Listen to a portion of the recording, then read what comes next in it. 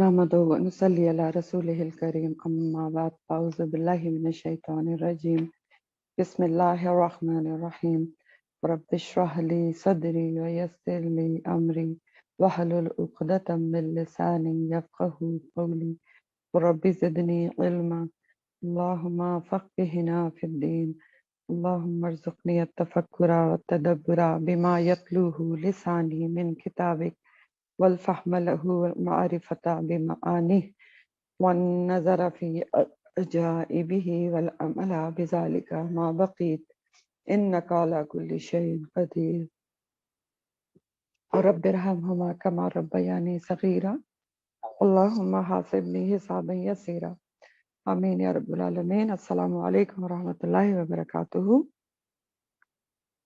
تفسیر آج کی آپ سورہ البقرہ 243 سے ہے۔ البقرہ 243۔ علم ترى الی الذین خرجوا، علم ترى کیا تم نے دیکھا، کیا تم نے نہیں غور کیا، کیا تم نے دیکھا نہیں، الی الذین ان لوگوں کی طرف۔ علم ترى کا جو جملہ ہے یہ ایک خاص انداز ہوتا ہے کسی چیز کے بارے میں، کسی چیز کا ذکر کرنے کے بارے میں۔ کیا نہیں تم نے دیکھا، تو اس کے معنی یہ نہیں ہوتے کہ کیا تم نے آنکھ سے نہیں دیکھا۔ علم ترى کے مطلب ہوتے ہیں کیا تم نے غور کیا کہ جو بات تمہیں بتائی جا رہی ہے اس کے اوپر غور کیا، یہ جو قصہ آپ کو بتایا جا رہا ہے اس کا آپ کو سبق پتہ چلا، یہ معنی ہوتے ہیں اس کے۔ کیا آپ نے غور کیا، کیا آپ نے سوچا کہ اس میں کیا چیز بتائی جا رہی ہے۔ تو علم ترى یعنی ایسا، ترا کا جو لفظ ہے نا رائی سے ہے، لیکن رائی کے مطلب آنکھ سے بھی دیکھنا ہوتے ہیں اور بصیرت کی آنکھ سے بھی۔ تو علم ترى کیا تم نے نہیں دیکھا ہے، کیا تم نے غور نہیں کیا، تو سوال کا ایک خاص انداز ہے کہ تم نے دیکھا نہیں کہ ان لوگوں کے ساتھ کیا ہوا تھا، کن لوگوں کے ساتھ۔ الی الذین وہ طرف ان لوگوں کے خرجوا جو نکلے تھے، کہاں سے نکلے تھے، من دیارہم اپنے گھروں سے، وہم الوف اور ہزاروں کی تعداد میں تھے، الف کی جمع ہے۔ اور کیوں ہزاروں کی تعداد میں اپنے گھر بار چھوڑ کے نکلے تھے، حذر الموت موت کے ڈر سے نکلے تھے، موت سے بچنے کے لیے نکلے تھے۔ تھوڑا سا بیک گراؤنڈ ذہن میں رکھیے کہ سورہ البقرہ آپ پڑھ رہے ہیں جو مدنی سورہ ہے، تب آپ کو یہ چیزیں سمجھ میں آئیں گے۔ مدنی سورہ ہے، مسلمان مکہ سے مدینہ آ چکے ہیں اور ابھی نئے نئے آئے ہیں، ٹھیک ہے۔ غزوہ بدر ہونے والا ہے اور یہ حسن اتفاق ہے اور اللہ تعالیٰ کی مہربانی ہے کہ کل ہم نے غزوہ بدر کے بارے میں سیرت میں پڑھا، تو جن لوگوں نے سیرت کل اٹینڈ کی ان کو بہت اچھے طریقے سے سمجھ میں آئے گی۔ اور میری ہمیشہ آپ سے درخواست ہوتی ہے کہ سیرت کی کلاس اٹینڈ کریں، لیکن بہت کم لوگ ہوتے ہیں، اٹینڈ کیا کریں، کیونکہ سیرت اور قرآن ایک ساتھ ساتھ ہیں۔ اگر آپ سیرت کو سمجھیں گے تو قرآن کو اچھی طرح سے سمجھیں گے۔ تو بہرحال مدنی سورہ ہے اور غزوہ بدر ابھی ہونے والا ہے۔ تو یہاں پر ان آیات میں آگے اللہ سبحانہ تعالیٰ جہاد اور قتال اور انفاق فی سبیل اللہ کا ذکر کریں گے۔ جہاد اور قتال یعنی اللہ کے راہ میں اٹموسٹ ایفرٹس، اور قتال اللہ کی راہ میں جنگ کرنا، اور انفاق فی سبیل اللہ کیا ہوتا ہے، اللہ کی راہ میں خرچہ کرنا۔ تو اس کا ذکر ہوگا اور اللہ تعالیٰ کچھ پچھلی اقوام کے قصے سنا کر مسلمانوں کو موٹیویٹ کریں گے، ذہنی طور پر تیار کریں گے جان و مال کی قربانی دینے کے لیے، اللہ کے لیے، دین کے لیے، اس چیز کے لیے موٹیویٹ کیا جائے گا۔ اور ذہنی طور پر کیوں تیار کیا جائے گا، کیونکہ دیکھیں انسان کے نفس کے اوپر سب سے بھاری احکامات یہی ہیں، کون سے، جہاد اور قتال فی سبیل اللہ اور انفاق فی سبیل اللہ۔ نفس پر بھاری ہوتے ہیں نا، اٹموسٹ ایفرٹس اللہ کی راہ میں کرنا جہاد ہوتے ہیں، اور قتال فی سبیل اللہ اللہ کی راہ میں جنگ کرنا، اور انفاق فی سبیل اللہ اللہ کی راہ میں دل کھول کے خرچہ کرنا۔ تو نفس پر بھاری ہے نا یہ احکامات، اتنی آسانی سے تو نفس نہیں مانتا۔ اور اگر آپ سوچیں تو ان احکامات پر عمل کرنے سے اور اللہ کی اطاعت کی اور بھی جو چیزیں ہیں، جو احکامات ہیں، ان پر عمل کرنے سے روکنے والی بھی دو چیزیں ہوتی ہیں۔ وہ کیا ہوتی ہیں، اللہ کی اطاعت سے روکنے والی چیزیں، اور ان دو احکامات پر بھی، جہاد اور قتال فی سبیل اللہ اور انفاق فی سبیل اللہ، ان سے بھی روکنے والی دو چیزیں ہیں۔ وہ دو چیزیں کیا ہیں، ایک ہے حب دنیا، دنیا کی محبت، اور دوسری چیز ہے موت کی کراہت، موت سے کراہت، موت کو پسند نہیں کرنا۔ دنیا کی محبت، دنیا سے بہت محبت کرنا، اور موت سے کراہت، موت کو پسند نہیں کرنا، موت کا ذکر نہیں کرنا، موت کو یاد نہیں کرنا، نام ہی نہ لینا کہ بھئی کیا تم تو موت کا ذکر کرتے ہو، ڈپریسو باتیں نہ کرو۔ تو یہ دو چیزیں ہوتی ہیں جو اللہ تعالیٰ کے ان جو خاص احکامات ہیں جو نفس پہ بھاری ہوتے ہیں ان پر عمل کرنے سے روکتی ہیں. اور یہی دونوں چیزیں جو ہیں دنیا سے کی محبت اور موت سے کراہت، یہ انسان کو حقوق اللہ اور حقوق العباد ادا کرنے سے بھی روکتی ہیں. سوچ کر دیکھیں نا، حقوق اللہ اور حقوق العباد انسان کیوں ادا نہیں کرتا؟ بہت سارے لوگ نہیں ادا کر پاتے نا، اللہ کے حقوق نہ بندوں کے حقوق. یہی چیزیں ہوتی ہیں دنیا کی محبت اور موت سے کراہت. کیونکہ دیکھیں جس بندے کو موت سے کراہت نہیں ہوگی، جس کو یاد ہے کہ میں نے اللہ کے سامنے کھڑا ہونا ہے، میری اللہ سے ملاقات ہے، تو کیا وہ اللہ کے حقوق نہیں ادا کرے گا؟ بندوں کے حقوق نہیں ادا کرے گا؟ اس کو پتا ہے کہ میں نے جواب دہ ہونا ہے اور ان سب حقوق کے بارے میں مجھ سے پوچھا جائے گا. تو یہی دو چیزیں جو ہیں، دنیا کی محبت، حب دنیا اور موت سے کراہت، یہی حقوق اللہ اور حقوق العباد ادا کرنے سے انسان کو روکتی ہیں.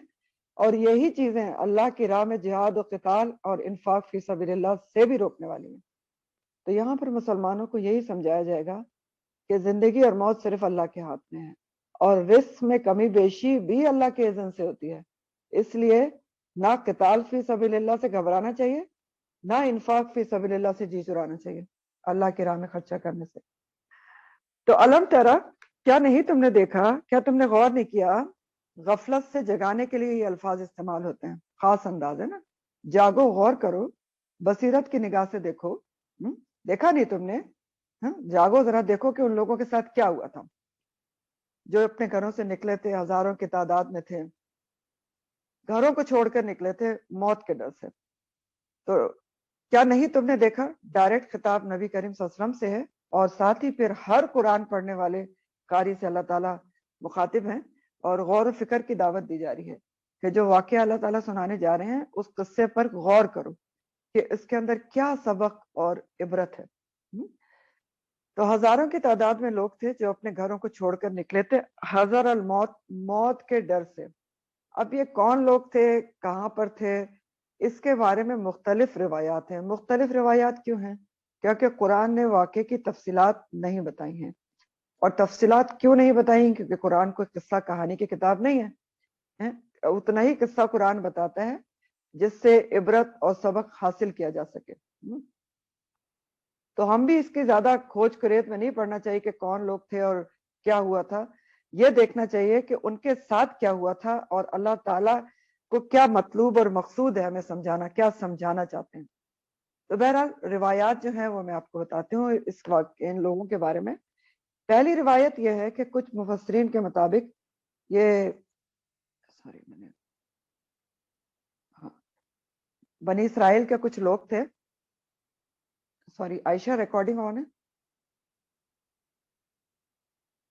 جی میم آن ہے. Thank you.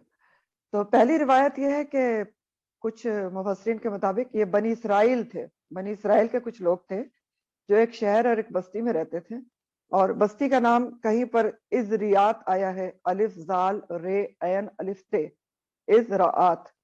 اور کہیں پر اس بستی کا نام داوردان آیا ہے، داوردان. تو کوئی بھی بستی تھی، اس بستی میں کیا ہوا کہ اس میں طاعون کی وبا پھیل گئی، پلیگ جس کو کہتے ہیں، پیناڈیمک پھیلی تھی پورے ایک پلیگ کی. اور پلیگ کے بارے میں آپ کو پتا ہوگا کہ یہ روڈنٹ یعنی چوہوں سے پھیلتا ہے، اور ایک خاص قسم کی فلیس ہوتی ہیں، مکھیاں، اور پھر انسانوں کو لگتا ہے، اور اس کی بھی ایک وبا ہوتی ہے، پیناڈیمکس کے طور پہ بہت جلدی اسپریڈ کرتا ہے اور بہت زیادہ فیٹل ہوتا ہے. تو کسی بستی میں ایک تھے، وردان تھی یا ذریات تھی، جو بھی تھی، بنی اسرائیل تھے. اس شہر یا بستی میں طاعون جو تھی، پلیگ کی پیناڈیمک پھیل گئی، اور یہ لوگ اس وبا کی وجہ سے موت کا شکار ہونے سے بچنے کے لیے ہزاروں کی تعداد میں شہر سے نکل پڑے اور سمجھے کہ اس طرح موت سے بچ جائیں گے.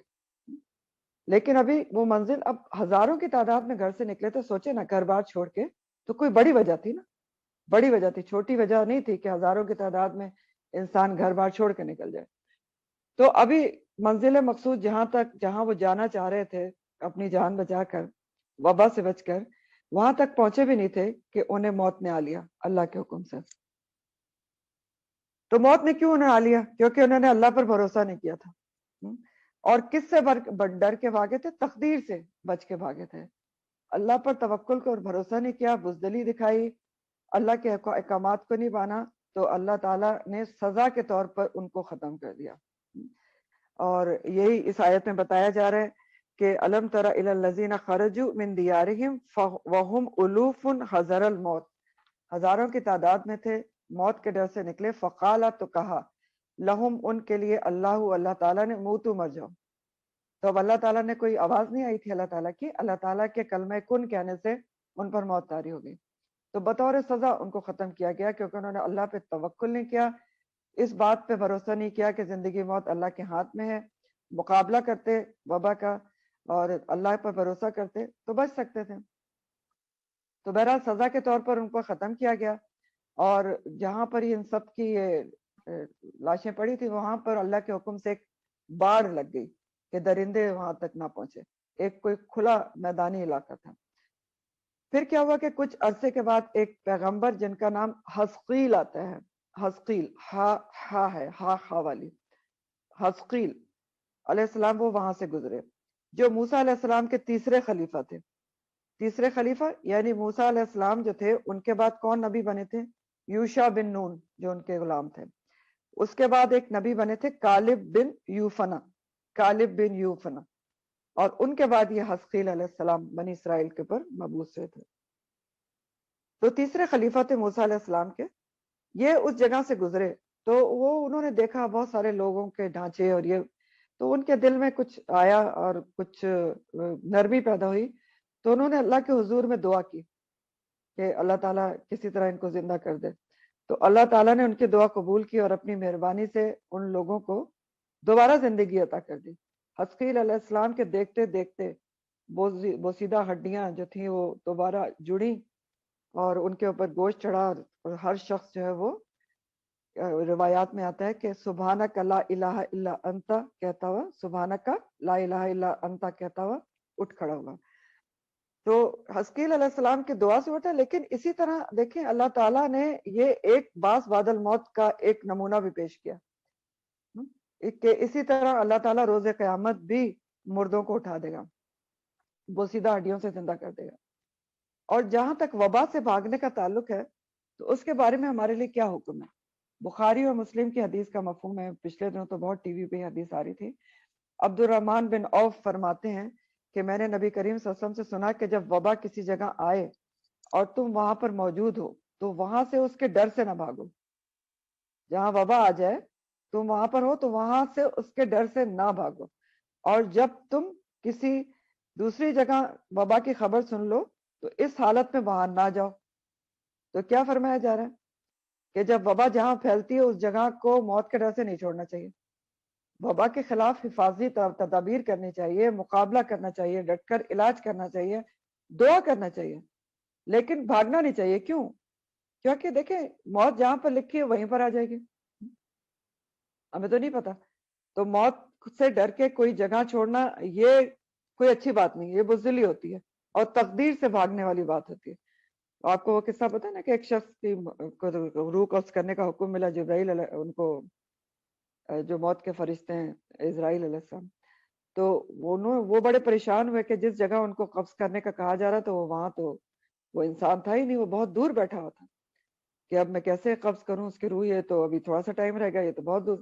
تو اچانک اس کے ذہن میں، اس شخص کے ذہن میں کیا خیال آیا کہ اس نے کہا کہ کسی نے اس سے کہا کہ اس جگہ پہ تو کوئی مسئلہ ہونے والا ہے، بیماری پھیلنے والی ہے. تو اس نے کہا اچھا میں تو جاتا ہوں. اس نے اٹھا اور گھوڑے کو ایڑ لگائی اور اسی جگہ پر پہنچ گیا جان بچانے کے لیے جہاں پر اس کی روح قبض ہونی تھی. ابھی وہاں پہنچا ہی تھا تو موت کے فرشتے آ گئے، روح قبض ہو گئی.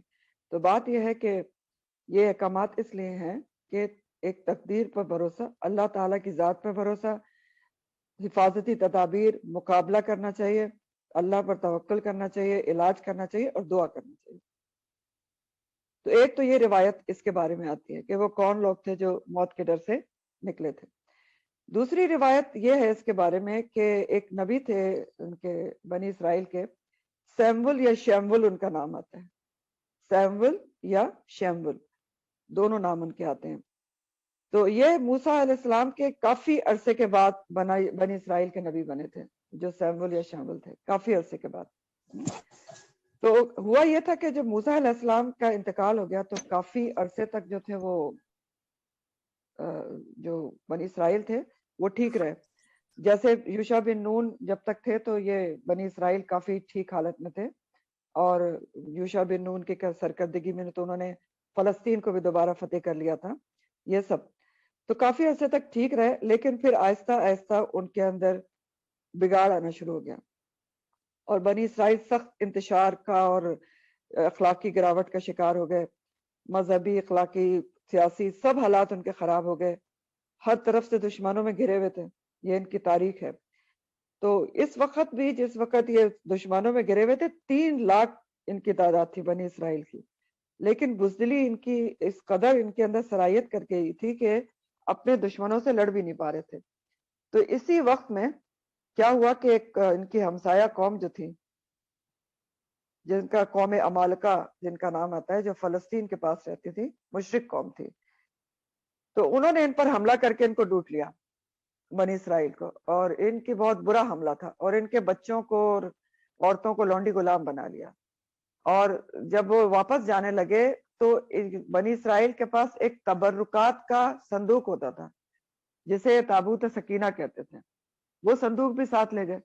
اب یہ تابوت سکینہ کیا تھا جس میں تبرکات تھیں بنی اسرائیل کے, اس میں موسیٰ علیہ السلام کا عصا تھا, تورات کی کچھ تختیاں تھیں, اور تورات کا وہ نسخہ تھا جو بنی اسرائیل موسیٰ علیہ السلام نے خود لکھوایا تھا.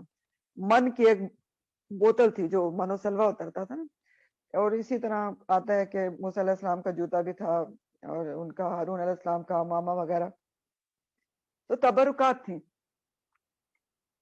تو اب کیا ہوا کہ وہ جو جس قوم عمالقہ نے حملہ کیا تھا, اور قوم عمالقہ کا بادشاہ جالوت تھا, بہت ظالم و جابر, تو بری طرح ان کو اس نے مسئلہ اور لونڈی غلام بنایا, تابوت بھی ساتھ لے گیا. تو اس برے حملے سے بنی اسرائیل اور بھی کم ہمت ہو گئے, مورل ڈاؤن ہو گیا نا, ان کا صندوق بھی چلا گیا جس کو وہ متبرک سمجھتے تھے.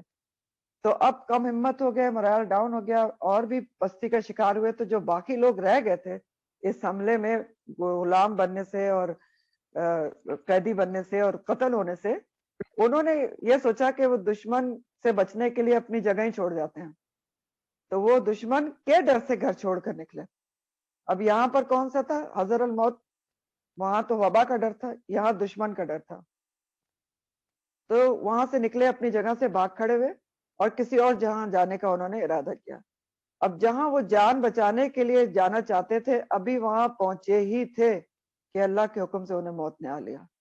یہ دوسری روایت میں آتا. اور پھر وہی ہوا کہ وہاں سے پھر یہ جو نبی تھے حسقیل وہ گزرے, اور انہوں نے اللہ سے دعا کی تو ان کو دوبارہ زندگی ملی. تو اس طرح کی 2 روایات ہیں جو پوری روایات آتی ہیں.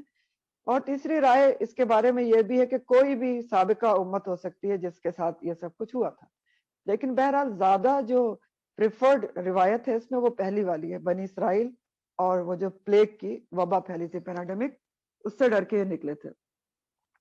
تو بہرحال یہ کوئی بھی لوگ تھے, بنی اسرائیل تھے, جو بھی تھے, جس بھی زمانے میں تھے, تعاون کی وجہ سے بھاگے تھے یا دشمن کے خوف سے بھاگے تھے, قرآن نے اس واقعے کی زیادہ تفصیلات نہیں بتائیں.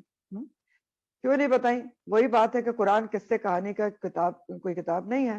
قرآن اتنا ہی واقعہ بیان کرتا ہے جس سے ہمیں اس کا مقصد پتہ چل جائے کہ اللہ تعالیٰ اس قصے سے عبرت کیا دینا چاہتے ہیں, سبق کیا دینا چاہتے ہیں. اور ہر قصے میں جو قرآن بیان کرتا ہے اس میں کوئی نہ کوئی امپورٹنٹ سبق ضرور ہوتا ہے. اور یہاں پر بھی یہ مقصد مسلمانوں کے دل سے موت کا خوف نکالنا ہے, اور ان کو جہاد و قتال فی سبیل اللہ کی ترغیب دینا ہے, جیسے میں نے آپ کو پہلے بیک گراؤنڈ بتایا. تو یہ قصہ سنا کر جو اسباق اللہ تعالیٰ دینا چاہتے ہیں وہ اسباق ہم دیکھ لیتے ہیں ڈائریکٹ کانٹیکس میں بھی, اور سبھی کو جو دینا چاہتے ہیں.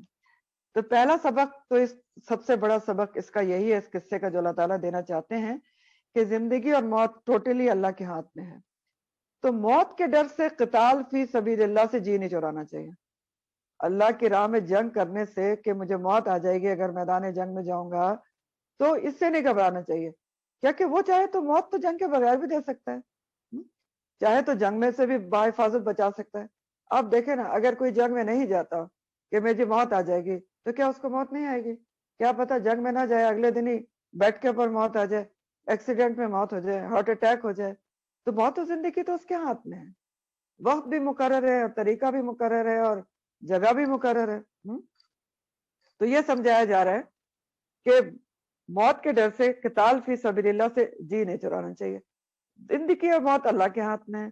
تو بہتر یہ نہیں ہے کہ موت تو آنی ہی ہے, اللہ کی راہ میں آ جائے تو بہت زیادہ ریوارڈ ملیں گے. وہ چاہے تو جنگ کے بغیر بھی موت دے سکتا ہے, چاہے تو جنگیں کر بھی انسان غازی بن کے باحفاظت آ سکتا ہے. اور اس کی سب سے بڑی مثال خالد بن ولید ہے. خالد بن ولید نے 99 غزوات میں حصہ لیا تھا. 99, ٹھیک ہے. وہ خود کہتے تھے کہ میرے جسم کا کوئی حصہ نہیں ہے جہاں پر زخم نہ لگا ہو, لیکن ان کی موت کہاں آئی؟ میدان جنگ میں نہیں ہوئی تھی, تبھی موت مرے تھے. تو یہ سب سے بڑی مثال ہے. تو یہ جو واقعہ ہے اس کا جو مین سبق ہے کہ زندگی موت اللہ کے ہاتھ میں ہے, اس کے بارے میں قرآن میں کئی جگہ اللہ تعالیٰ نے فرمایا ہے کہ موت سے ڈرنا نہیں چاہیے اور موت کے لیے تیار رہنا چاہیے, اور ٹوٹلی اللہ کے ہاتھ میں, یہ یاد رکھنا چاہیے. جیسے آپ دیکھیں سورہ آل عمران میں آتا ہے, آل عمران 156 ہے کہ لو کانوا عندنا ما ماتوا وما قتلوا لیجعل اللہ ذلک حسرۃ فی قلوبہم واللہ یحیی ویمیت. اللہ تعالیٰ فرماتے ہیں کہ کچھ لوگوں نے کہا اپنے بھائیوں کے لیے کہ اگر ہمارے ساتھ رہتے, یعنی جنگ پر نہ جاتے, ہمارے ساتھ رہتے تو نہ مرتے نہ قتل کیے جاتے. تو اللہ تعالیٰ کہتے ہیں کہ یہ بات ان کے دل میں ہمیشہ ہی حسرت بن کے رہے گی, حالانکہ حقیقت تو یہ ہے کہ اللہ زندگی دیتا ہے اور اللہ موت دیتا ہے. سمجھ گئے؟ یعنی یہ بیکار کی بات ہے کہ یہ حسرت کریں کہ اگر جنگ میں نہ جاتے تو نہ مرتے نہ قتل ہوتے. تو موت تو اللہ کے ہاتھ میں, میدان میں جنگ میں نہ آئے گی تو کہیں بھی آ جائے گی. اسی طرح سورہ آل عمران کی آیت نمبر 168 ہے, 168, الذین قالوا لاخوانہم وقعدوا لو اطاعونا ما قتلوا. تو کہتے ہیں کہ لوگوں نے کہا اپنے بھائیوں کے لیے کہ اگر وہ بیٹھے رہتے, یعنی میدان جنگ میں نہ جاتے, اور کاش ہماری وہ اطاعت کرتے. کس بات پہ؟ کہ جنگ میں نہ جاتے, بیٹھے رہتے, تو ما قتلوا, وہ قتل نہ کیے جاتے. تو اللہ تعالیٰ جواب دیتے ہیں قل کہہ دیجئے فادرؤوا عن انفسکم الموت ان کنتم صادقین. آپ ان سے کہیں ذرا موت کو اپنے اوپر سے ہٹا کے دکھاؤ اگر تم سچے ہو.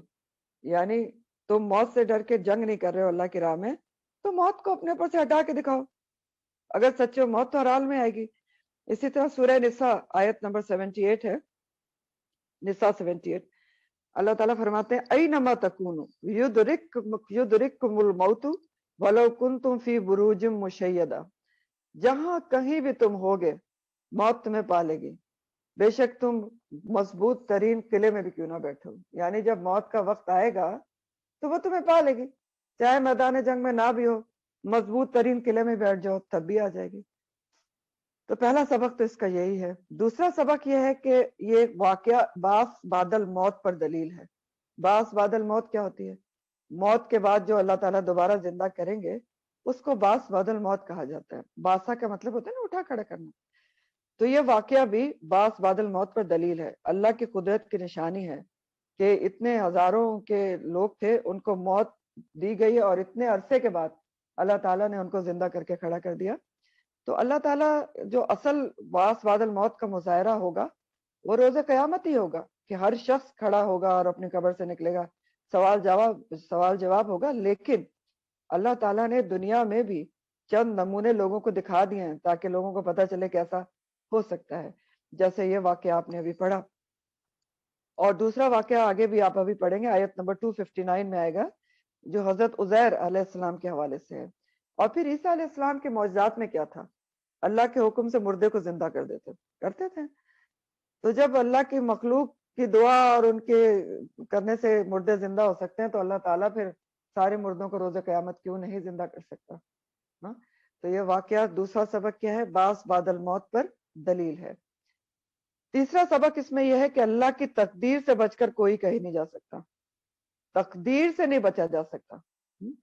تو تقدیر پر بھروسہ کرتے ہوئے, اللہ پر بھروسہ کرتے ہوئے بیماریوں کا مقابلہ ضرور کرنا چاہیے, لیکن جیسا کہ حکم ہے وبا سے بچ کے بھاگنا نہیں چاہیے, موت سے ڈر کر. تقدیر سے بچ کر کوئی نہیں جا سکتا کا مطلب کیا ہے؟ یعنی موت کا وقت لکھا جا چکا ہے نا, جگہ بھی لکھی جا چکی ہے. تو اس چیز پر بھروسہ کرنا چاہیے اور بھاگنے کی کوشش نہیں کرنا چاہیے. کتنا بھاگے گا انسان, کہاں کہاں بھاگ کے جائے گا. اب جیسے آج کل کورونا دیکھ لیں آپ, اسی سے ریلیونٹ ہے, کتنی جگہ بھاگ کے ہم جا سکتے ہیں. کہاں نہیں پھیلا ہوا. تو بہتر یہ نہیں ہے کہ انسان اپنی جگہ پہ رہ کے اللہ پہ بھروسہ کرے, دعا کرے, تدبیر کرے اور مقابلہ کرے. چوتھا سبق یہ ہے کہ انسانوں کی آخری جائے پناہ بہرحال اللہ کی حفاظت ہے. اللہ کی حفاظت ہی آخری پناہ ہے. مرنے کے بعد بھی ان کو زندہ کر دیا, حفاظت سے بھی رکھا تھا, باڑ لگا دی تھی, اللہ کو پتا تھا میں نے دوبارہ زندہ کرنا ہے. تو اگر وہ بھاگنے کے بجائے اللہ کی حفاظت سے, اللہ کی محافظت کی دعائیں مانگتے تو ویسے ہی ان کی حفاظت ہو جاتی. تو خلاصہ یہ ہے کہ یہ سمجھایا جا رہا ہے کہ مسلمانوں کو کہ جہاد قتال فی سبیل اللہ سے نہ جی چراؤ. اللہ کی راہ میں اٹموسٹ ایفرٹس, اور اگر جنگ تک بھی کرنا پڑ جائے اللہ کے کلمے کی سربلندی کے لیے, اللہ کی راہ میں, تو اس کو جینا چاہو.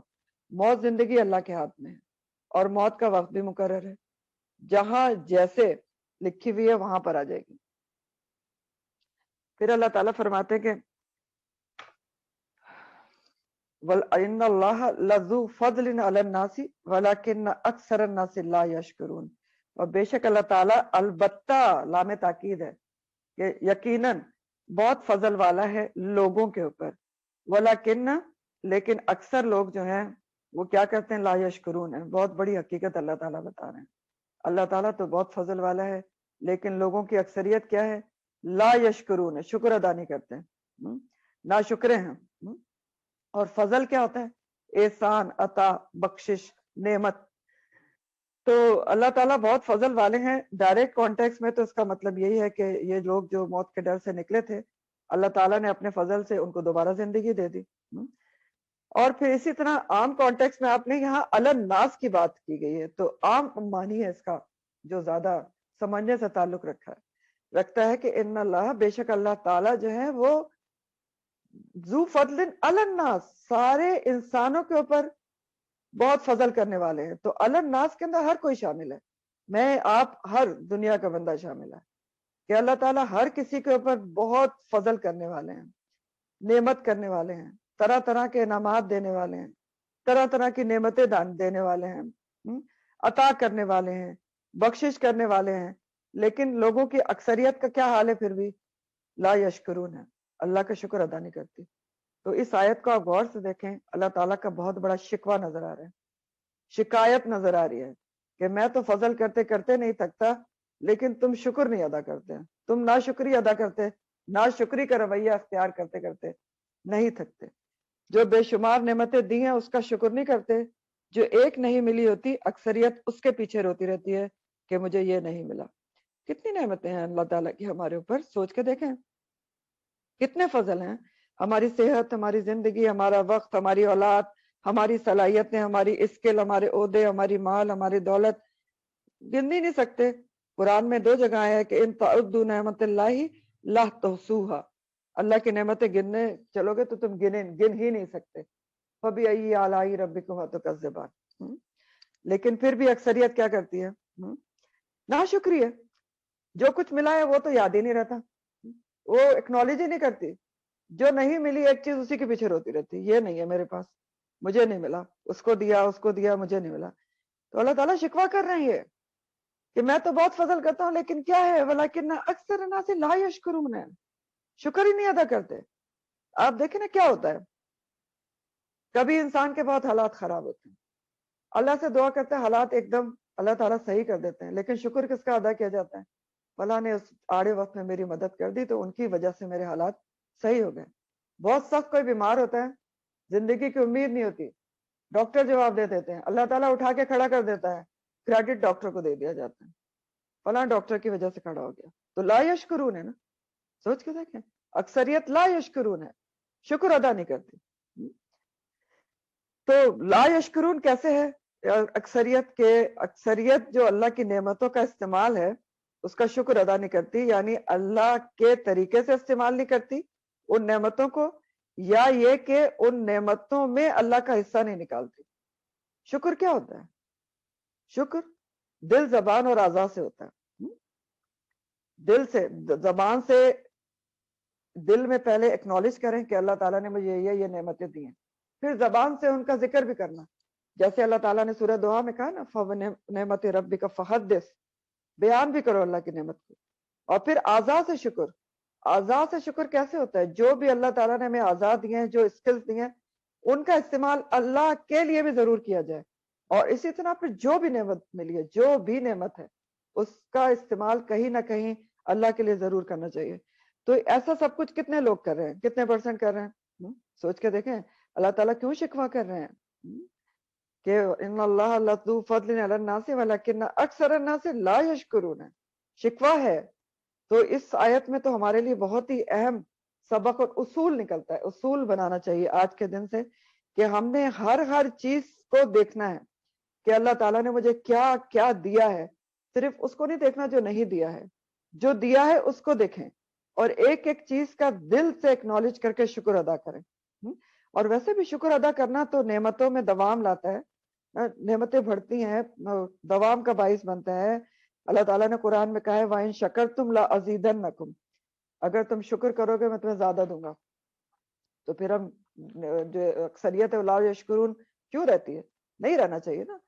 مسلم کی حدیث کا مفہوم ہے، رسول اللہ صلی اللہ علیہ وسلم نے فرمایا اللہ تعالیٰ اپنے بندے سے بہت خوش ہوتے ہیں جو ایک لقمہ کھاتا ہے اور الحمدللہ کہتا ہے، اور ایک گھونٹ پانی پیتا ہے اور الحمدللہ کہتا ہے. تو یہ الحمدللہ جو ہے نا، یہ بطور تکیہ کلام ہی نہیں ہونا چاہیے، دل سے نکلنا چاہیے. اسی طرح مسلم کی حدیث کا مفہوم ہے، نبی کریم صلی اللہ علیہ وسلم نے فرمایا طہارت ایمان کا حصہ ہے اور الحمدللہ میزان کو بھر دیتا ہے. یعنی الحمدللہ ایسا کلمہ ہے جو روز قیامت کا میزان ہے اس کو بھر دیتا ہے. اور سبحان اللہ اور الحمدللہ دونوں ایک ساتھ کہنا زمین اور آسمان کے درمیان پوری فضا کو بھر دیتے ہیں، پوری فضا کو بھر دیتے ہیں. تو کتنے زبردست شکر کے کلمات ہیں. آگے فرمایا گیا وہ قاتلو فی سبیل اللہ، اور قتال کرو، جنگ کرو اللہ کی راہ میں. اب یہ حکم آ گیا ہے جس کے لیے پچھلا واقعہ سنایا گیا تھا، جس کے لیے ذہنی طور پر تیار کیا جا رہا تھا مسلمانوں کو کہ جنگ کرو اللہ کی راہ میں. آپ کو پتہ ہے میں نے ابھی آپ کو بیک گراؤنڈ اسی لیے بتایا کہ جب تک مسلمان مکہ میں تھے ان کو ہاتھ اٹھانے کا حکم نہیں تھا کیونکہ کمزور تھے. تو اب جو ہے مدینہ میں آ چکے ہیں، نسبتاً طاقتور ہو چکے ہیں. اور آپ نے کل بیک گراؤنڈ پڑھا، پھر میں اللہ کا شکر گزار ہوں کہ اللہ تعالیٰ نے کل اتفاقیہ طور پہ سیرت میں ایسی چیزیں پڑھوائیں جو آج کی تفسیر سے بہت تعلق رکھتی ہیں. کہ آپ نے دیکھا کل کے ہم نے پڑھا تھا کہ جب مدینہ آ بھی گئے تھے مسلمان نئے نئے، تو کفار مکہ ان کی جان نہیں چھوڑ رہے تھے، طرح طرح سے ان کو تنگ کر رہے تھے. اور مسلمانوں کو ابھی قتال کی عادت نہیں تھی کیونکہ ابھی تک حکم ہی نہیں آیا تھا.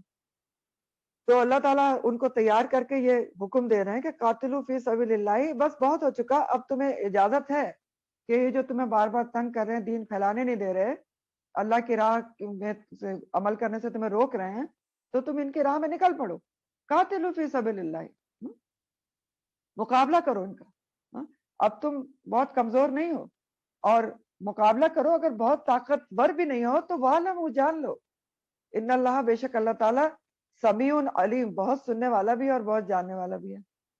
یعنی بے شک ابھی بھی تم بہت طاقتور نہیں ہو مسلمانوں، لیکن اللہ پر بھروسہ کر کے ان کفار کو مزہ چکھاؤ تاکہ یہ تمہاری جان چھوڑے، ان کو پتہ چلے کہ آپ ترنے والا نہیں ہے، تو اللہ کی راہ میں نکل پڑو.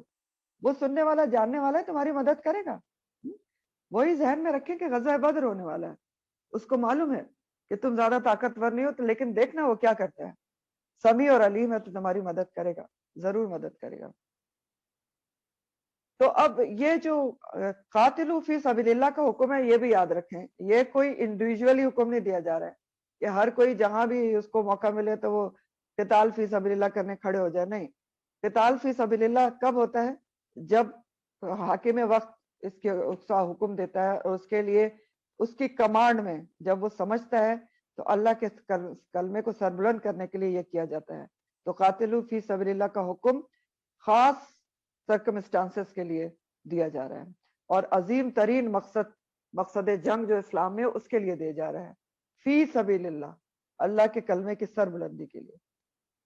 اور ان اللہ سمیع علیم میں ذرا ہمارے لیے بھی غور طلب بات ہے کہ اللہ تعالیٰ بہت سننے والا، مبالغے کے سیکھیں دو نا، سمیع بھی اور علیم بھی، بہت سننے والا ہے اور بہت جاننے والا ہے. تو سوچنے کی بات ہے کیا ہم یہ یاد رکھتے ہیں کہ اللہ بہت سننے والا ہے اور بہت جاننے والا ہے.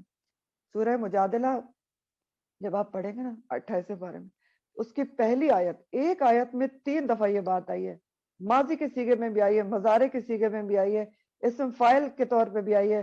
اللہ تعالیٰ نے سن لی اس عورت کی بات جو نبی کریم صلی اللہ علیہ وسلم سے اپنے تشتکی اللہ اپنے نبی کریم صلی اللہ علیہ وسلم سے اپنے شوہر کے بارے میں بات کر رہی تھی اور اللہ تعالیٰ سے شکوہ کر رہی تھی، اور اللہ تعالیٰ نے سن لی اس کی بات، اللہ تعالیٰ سن رہا تھا اور اللہ تعالیٰ بہت سننے والا ہے۔ یہ 3 چیزیں ایک ہی آیت میں آئی ہیں۔ تو میں صرف یہ سوچ رہی ہوں اپنے لیے بھی اور سب کے لیے کہ کیا ہم یہ بات یاد رکھتے ہیں کہ ان اللہ، بے شک اللہ تعالیٰ بہت سننے والا اور جاننے والا ہے۔ اس وقت یاد رکھتے ہیں جب ہم کسی کے لیے غلط جملے منہ سے نکالتے ہیں، جب کسی کے لیے غلط باتیں منہ سے نکالتے ہیں، یا جب ہم اللہ کے لیے شکوہ شکایات کرتے ہیں، تو اس وقت ہمیں یہ بات یاد ہوتی ہے کہ اللہ تعالیٰ سن رہا ہے، جان رہا ہے کہ ہم کیا کہہ رہے ہیں، ایک ایک چیز سن رہا ہے۔ وہ سورہ مجادلہ اتنی زبردست یہ بات اس میں آئی ہے، ایک صحابی کی بیوی ہوتی ہیں، صحابی نے ان کے ساتھ زہار کر دیتے ہیں، یعنی ان سے تعلق ختم کرنے کا قسم کھا لیتے ہیں، تو وہ نبی کریم صلی اللہ علیہ وسلم کے پاس جا کے رو رہی ہوتی ہیں کہ اب میں کیا کروں، میرے تو بچے ہیں۔ تو اس وقت تک اس کے بارے میں کوئی حکم نہیں آیا تھا، تو حضرت عائشہ کہتی ہیں کہ میں ساتھ بالکل حجرے میں بیٹھی ہوئی تھی اور میں اس کی بات نہیں سن سکی، لیکن 7 آسمانوں کے اوپر سے اللہ تعالیٰ نے اس کی بات سن لی، اور اللہ تعالیٰ نے کہا کہ اللہ تعالیٰ نے اس عورت کی بات سن لی۔ تو اللہ تعالیٰ تو ایسے سنتا ہے، تو کیا یہ بات ہمیں یاد رہتی ہے؟ یاد رکھنی چاہیے جب ہم کسی کے لیے غلط الفاظ بولتے ہیں، جب اللہ کے لیے شکوے شکایات کے جزا فضا کے الفاظ منہ پر لاتے ہیں۔ دیکھیں، اگر کوئی تکلیف انسان کو پہنچتی ہے، وہ شکایت بھی کرنا چاہتا ہے، تو کس سے کرے؟ اللہ سے کرے، اللہ سے کرے، ٹھیک ہے؟ یعقوب علیہ السلام نے کی دعا ہے، یہ قرآن نے سکھائی ہے، انما اشکو بسی و حزنی اللہ، بے شک میری شکایت، میرے غم کی، میرے حزن کی، سب کی کس کی طرف ہے؟ اللہ ہونا چاہیے، اللہ سے ہی کریں۔ اگر کوئی شکوہ شکایت بھی تو بھی اسی سے کریں، اسی سے بات چیت کیا کریں۔ بندوں سے شکوہ شکایت کرنے سے کیا ملتا ہے؟ کچھ بھی نہیں ملتا۔ تو بہرحال موٹیویشن دی جا رہی ہے اور حکم آ گیا وَقَاتِلُوا فِي سَبِيلِ اللَّهِ وَاعْلَمُوا أَنَّ اللَّهَ سَمِيعٌ عَلِيمٌ۔ پھر فرمایا کہ مَنْ ذَا الَّذِي يُقْرِضُ اللَّهَ قَرْضًا حَسَنًا، کون ہے وہ جو قرض دے دے اللہ کو، اللہ سبحانہ تعالیٰ کو جو قرض دے دے۔ کون سا قرض؟ قرض حسنہ، اچھا قرض دے دے۔ اب جہاد اور قتال جو چیزیں ہیں، یہ بغیر اللہ کی راہ میں مال خرچ کیے ہوئے ہو ہی نہیں سکتے۔ جہاد کی کوئی بھی صورت ہو، جہاد آپ بالقلم کر رہے ہیں، بالقرآن کر رہے ہیں، جو بھی کر رہے ہیں، اس میں آپ کو مال چاہیے ہوتا ہے، انفاق فی سبیل اللہ کرنا ضروری ہوتا ہے نا۔ دین کی نشر و اشاعت ہو یا قتال ہو، جنگ ہو، کچھ بھی ہو، آپ کو انفاق فی سبیل اللہ ضروری ہے۔ تو اب یہ جو آیت ہے، یہ انفاق فی سبیل اللہ کی اہمیت اجاگر کرنے کے لیے یہاں پر لائی جا رہی ہے۔ اور قرض حسنہ سے مراد صدقات ہی ہیں، لیکن جو اس کو قرض کیوں کہا گیا ہے اور اس کا کیا مطلب ہے وہ ہم سمجھتے ہیں۔ قرض کے معنی کیا ہوتے ہیں؟ کل میں نے آپ کو بتایا تھا، لفظی معنی ہوتے ہیں کاٹنا، تو مقراط جو ہے وہ کینچی کو بھی کہتے ہیں عربی میں، مقراط۔ تو قرض کو کاٹنا کیوں کہتے ہیں؟ محبتوں کو کاٹ دیتا ہے نا اس طرح، اور پھر اپنے مال سے کاٹ کے انسان قرض دیتا ہے۔ اور لغوی معنی ہوتے ہیں قرض کے کسی کی ضرورت پوری کرنے کے لیے دیا جانے والا مال جو آپ کو معلوم ہے کہ لوٹ کر آئے گا۔ کسی کی ضرورت پوری کرنے کے لیے دیا جانے والا مال جو آپ کو معلوم ہے کہ وہ لوٹ کر آئے گا، واپس ملے گا، تو یہ تو قرض ہوتا ہے۔ اور حسنہ کیا ہوتا ہے؟ اور یہ اسپیشل قرض کی بات ہو رہی نا، ایک تو قرض ہے نا کہ وہ مال جو آپ نے کسی کو دیا اور آپ کو بتایا لوٹ آئے گا، یہ قرض حسنہ ہے۔ حسنہ کا لفظ حسن سے ہے، تو حسنہ کے معنی کیا ہوتے ہیں؟ حسن، حسنہ ہر اس چیز کو کہتے ہیں جو خوشکن ہو، پسندیدہ ہو، عقل کے اعتبار سے بھی، دل کو بھی اچھی لگے، نگاہ کو بھی بھلی لگے۔ تو پھر قرض حسنہ دونوں الفاظ ملا کے کون سا قرض ہو گیا؟ یہ وہ قرض ہے، وہ مال، وہ صدقہ ہے جو صرف اللہ کی رضا اور خوشنودی کے لیے دیا جائے، اس میں انسان کی کوئی اپنی ذاتی غرض یا وجہ شامل نہ ہو، ٹھیک ہے؟ ریاکاری، دکھاوے کے لیے نہ دیا جائے، اچھی نیت، اچھے ارادے، اچھے طریقے سے دیا جائے، اچھی نیت، اچھے ارادے اور اچھے طریقے سے دیا جائے۔ تو قرض حسنہ آپ بندے کو بھی دے سکتے ہیں، اور قرض حسنہ اللہ کو دینا بھی دیا جاتا ہے جس کا یہاں پر ذکر ہے. تو پہلے قرض حسنہ کسی بندے کو دینے سے کیا مراد ہے؟ قرض حسنہ کسی انسان یا کسی بندے کو دینے سے مراد ایسا قرض ہے جو انسان صرف اللہ کی رضا کے لیے دے. اپنے کسی رشتہ دار کو، کسی غریب یا مسکین کو اللہ کی رضا کے لیے دے. اس میں کوئی اور ریزن نہ ہو کہ یہ مجھے میرا oblige ہو جائے گا یا اینی ریزن، اپنی کوئی وجہ شامل نہ ہو، صرف اللہ کو خوش کرنے کے لیے. تو اس لحاظ سے قرض حسنہ کی کچھ شرائط ہیں. وہ شرائط کیا ہیں؟ کہ نمبر 1 شرط تو یہی ہے کہ اخلاص نیت، صرف اللہ سبحانہ تعالیٰ کی اس کے لیے خوشنودی کے لیے دیا جائے. نمبر 2 شرط یہ ہے کہ حلال مال سے دیا جائے. حلال مال سے اللہ تعالیٰ قبول کرتے ہیں نا. تو تیسری چیز یہ ہے کہ دل کی خوشی سے دیا جائے، کراہت کے ساتھ، دل پر بوجھ سمجھ کے نہ دیا جائے. حسنہ ہے نا، حسنہ کو ذہن میں رکھیں، صرف قرض نہیں ہے، قرض حسنہ ہے. ہاں، تو دل کی خوشی سے ہو، بوجھ کے ساتھ نہ دیا جائے. اور جس بندے کو دیا جائے پھر دے کر اس پر احسان نہ جمائے، اس سے تقاضا بھی نہ کریں کہ جلدی دو، ادائیگی کے لیے تنگ نہ کیا جائے، اس کو بار بار احسان جما کر تکلیف نہ دی جائے. اس سے اگلی شرط ہے کہ اس سے بیگار نہ لیا جائے. بیگار کیا ہوتا ہے؟ کیا آپ نے کسی تنگ دست کو دے دیا ہے قرض 15-20 ہزار 50 ہزار، اب کیا کریں آپ اس سے کوئی بھی ایکسٹرا کام بلا معاوضہ لیتے رہیں کہ آؤ ذرا میرا لون صحیح کر دو، میرا یہ کام کر دو. وہ تو obliged ہے، کرے گا. تو بلا معاوضہ اس سے آپ کوئی کام لیں گے تو پھر وہ قرض حسنہ نہیں، اور ویسے بھی ضائع ہو جاتا ہے. اب ابھی سورہ البقرہ میں ہی پڑھیں گے. اللہ تعالیٰ نے فرمایا یا ایھا الذین آمنوا لا تبطلوا صدقاتکم بالمن والاذی، اے لوگوں جو ایمان لائے ہو اپنے صدقات کو ضائع نہ کرو احسان جما کے اور تکلیف دے کے. اب سمجھ میں آ گیا؟ تو یہ سب کچھ نہیں کرنا.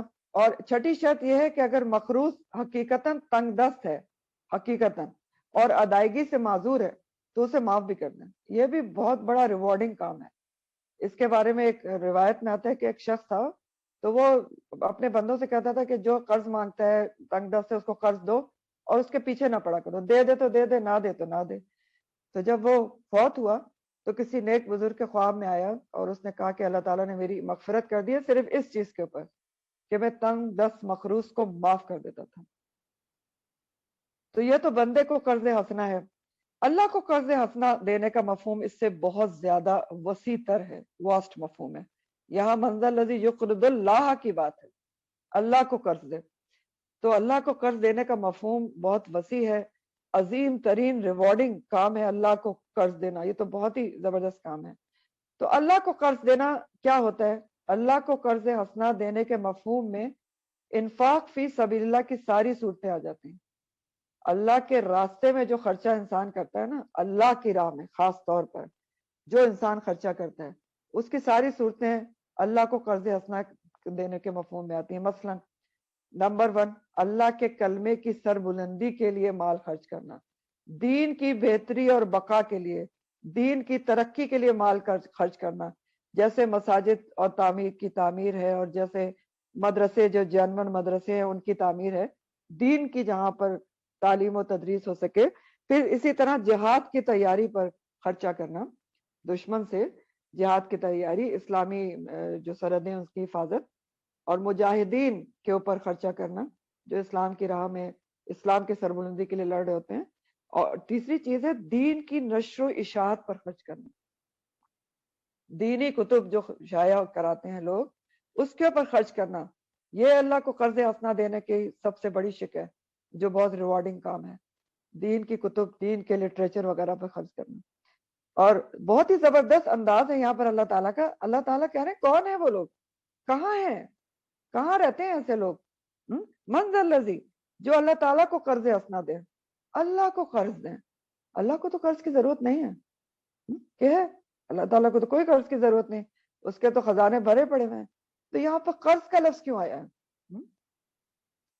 قرض کا لفظ اس لیے استعمال ہوا ہے کہ اللہ تعالیٰ بندوں کو یہ سمجھانا چاہ رہے ہیں کہ اگر تم میری راہ میں مال خرچ کرو گے، میرے دین کی سربلندی کے لیے مال خرچ کرو گے، دین کی تیاری میں، دین کی نشر و اشاعت، جہاد کی تیاری میں خرچ کرو گے، تو میں تمہارے اس مال کو اپنے اوپر بطور قرض سمجھتا ہوں، بطور قرض سمجھتا ہوں. اور اس کو کئی گنا بڑھا کر تمہیں لوٹاؤں گا، اس لیے قرض کا لفظ آیا ہے۔ یہ اللہ تعالیٰ ہمیں سمجھانا چاہ رہے ہیں، اور یہی بات آگے کہی بھی ہے کہ من ذا الذی یقرض اللہ قرضا حسنا، کون ہے وہ جو قرض دے اللہ تعالیٰ کو قرض حسنا، تو وہ کیا کرے گا اس کے ساتھ پھر فیضاعف لہ، تو وہ دگنا کر دے گا اس قرض کو اس کے لیے جس نے قرض دیا اللہ تعالیٰ کو۔ یضاعف، یضاعف کا جو یضاعفہ کا جو لفظ ہے وہ دیف سے ہے، دیف کے مطلب ہوتے ہیں دگنا کرنا، دو چند کرنا۔ تو اللہ تعالیٰ کہہ رہے ہیں جو اللہ تعالیٰ کو قرض دے گا، ان کاموں میں خرچ کرے گا، تو اللہ تعالیٰ اس کو دگنا کر کے واپس کریں گے، یا کیا کریں گے؟ اضافاً کثیرا، کئی گنا بڑھا کر، بہت زیادہ کر کے واپس کریں گے۔ دیف کا مطلب ہوتا ہے دگنا، اور اضافاً کا مطلب ہے کئی گنا بڑھانا۔ تو اللہ تعالیٰ بتا رہے ہیں کہ تم جو میری راہ میں خرچ کرو گے، تو میں کیا کروں گا؟ دو گنا کر کے، دو چند کر کے، کئی گنا کر کے، کثیرہ، پتہ نہیں کتنا زیادہ کر کے، جتنا تم سوچ بھی نہیں سکتے، تم کو بڑھا کر دوں گا۔ تو اللہ تعالیٰ کتنا نیکی کو بڑھاتے ہیں، یہ ہمیں قرآن سے پتہ چلتا ہے کہ نیکی کا ریوارڈ جو ہے، کسی بھی نیکی کا ریوارڈ 10 سے 700 گنا تک تو قرآن میں بتایا گیا ہے۔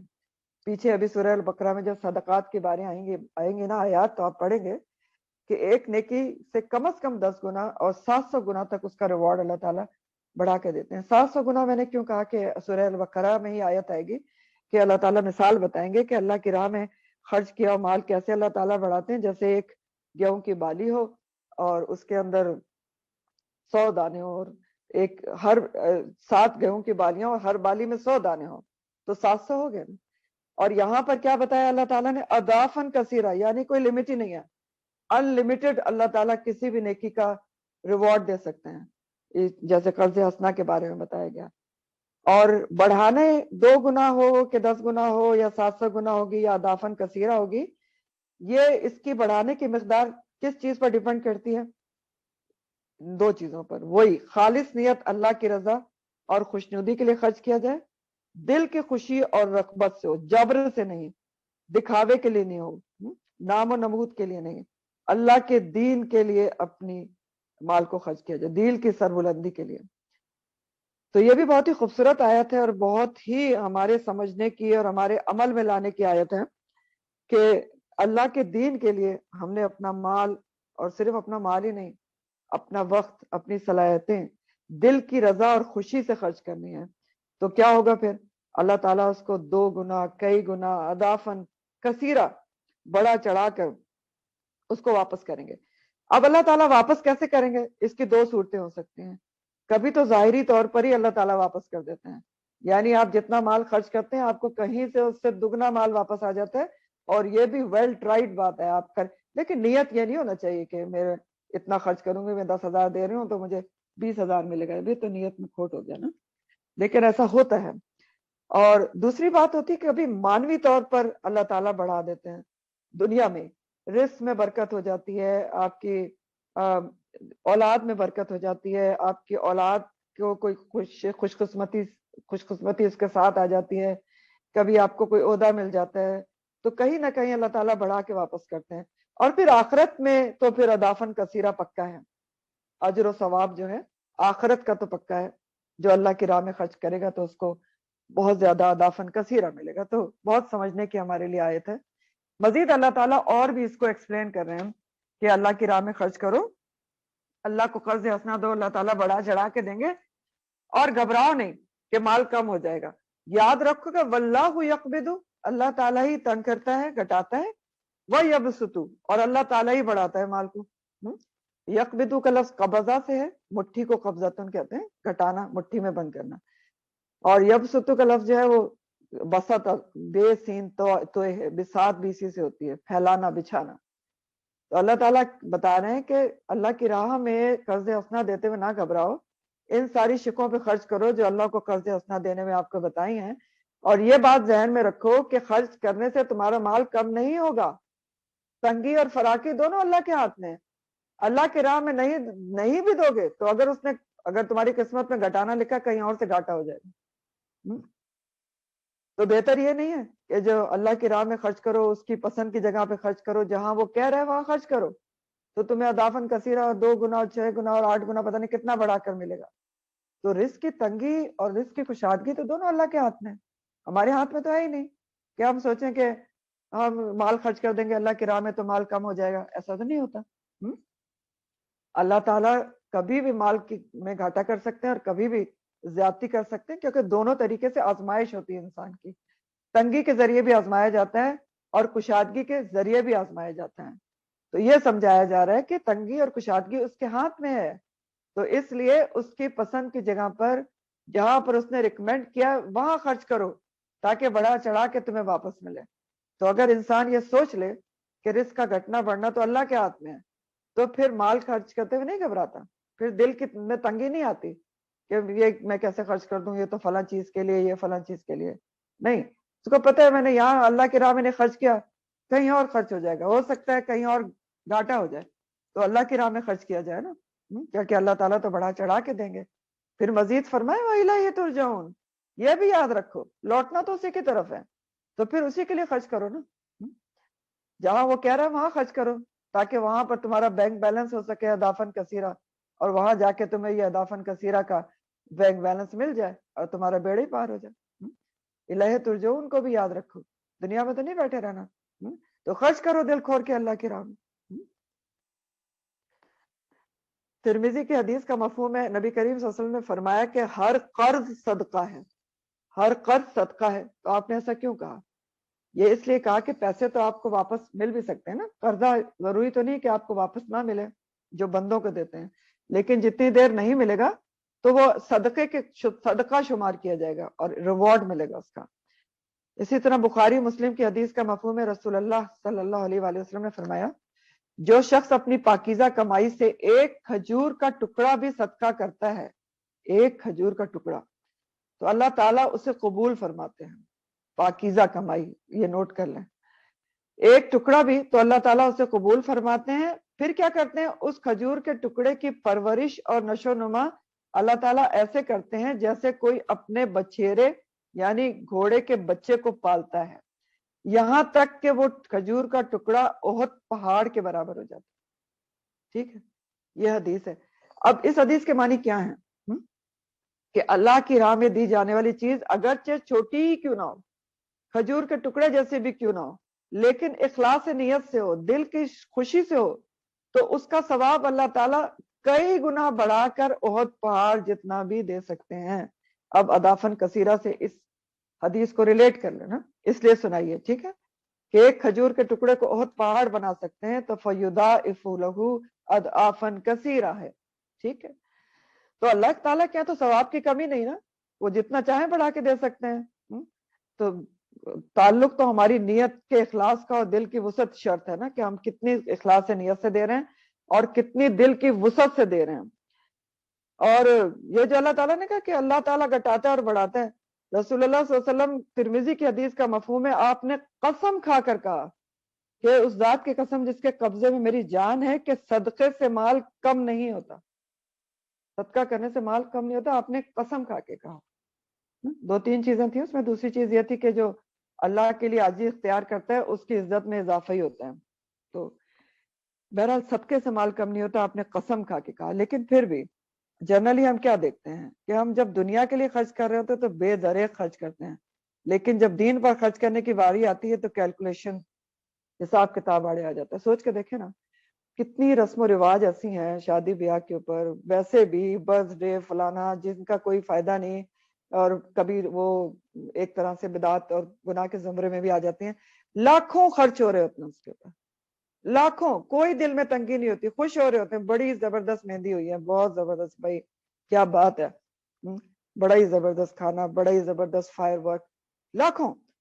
اور کہیں دین پر خرچ کرنے کی بات ہے کہ فلاں کو دین میں کوئی کتاب چھپ رہی ہے یا کوئی اس کے لیے مدرسے میں یا کوئی مسجد، تو وہاں پر کیلکولیشن تھوڑا بہت دیکھ کے ہم بہت سمجھتے ہیں، بہت دے دیا ہم نے، جرنلی یہی ہوتا ہے.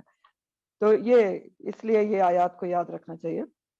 صحابہ کرام اجمعین کا آپ دیکھیں نا طرز عمل، ان کے دلوں میں دنیا کی محبت چھائی ہوئی نہیں تھی، ان کے دلوں میں دنیا کی محبت سے کہیں زیادہ اللہ اور رسول اور جہاد فی سبیل اللہ کی محبت تھی. یہ 3 محبتیں ہیں نا، سورہ توبہ میں آپ پڑھیں گے اللہ تعالیٰ نے کہا یہ 3 محبتیں ٹاپ پہ ہونا چاہیے. اگر کون سی 3؟ اللہ کی، رسول کی اور جہاد فی سبیل اللہ کی.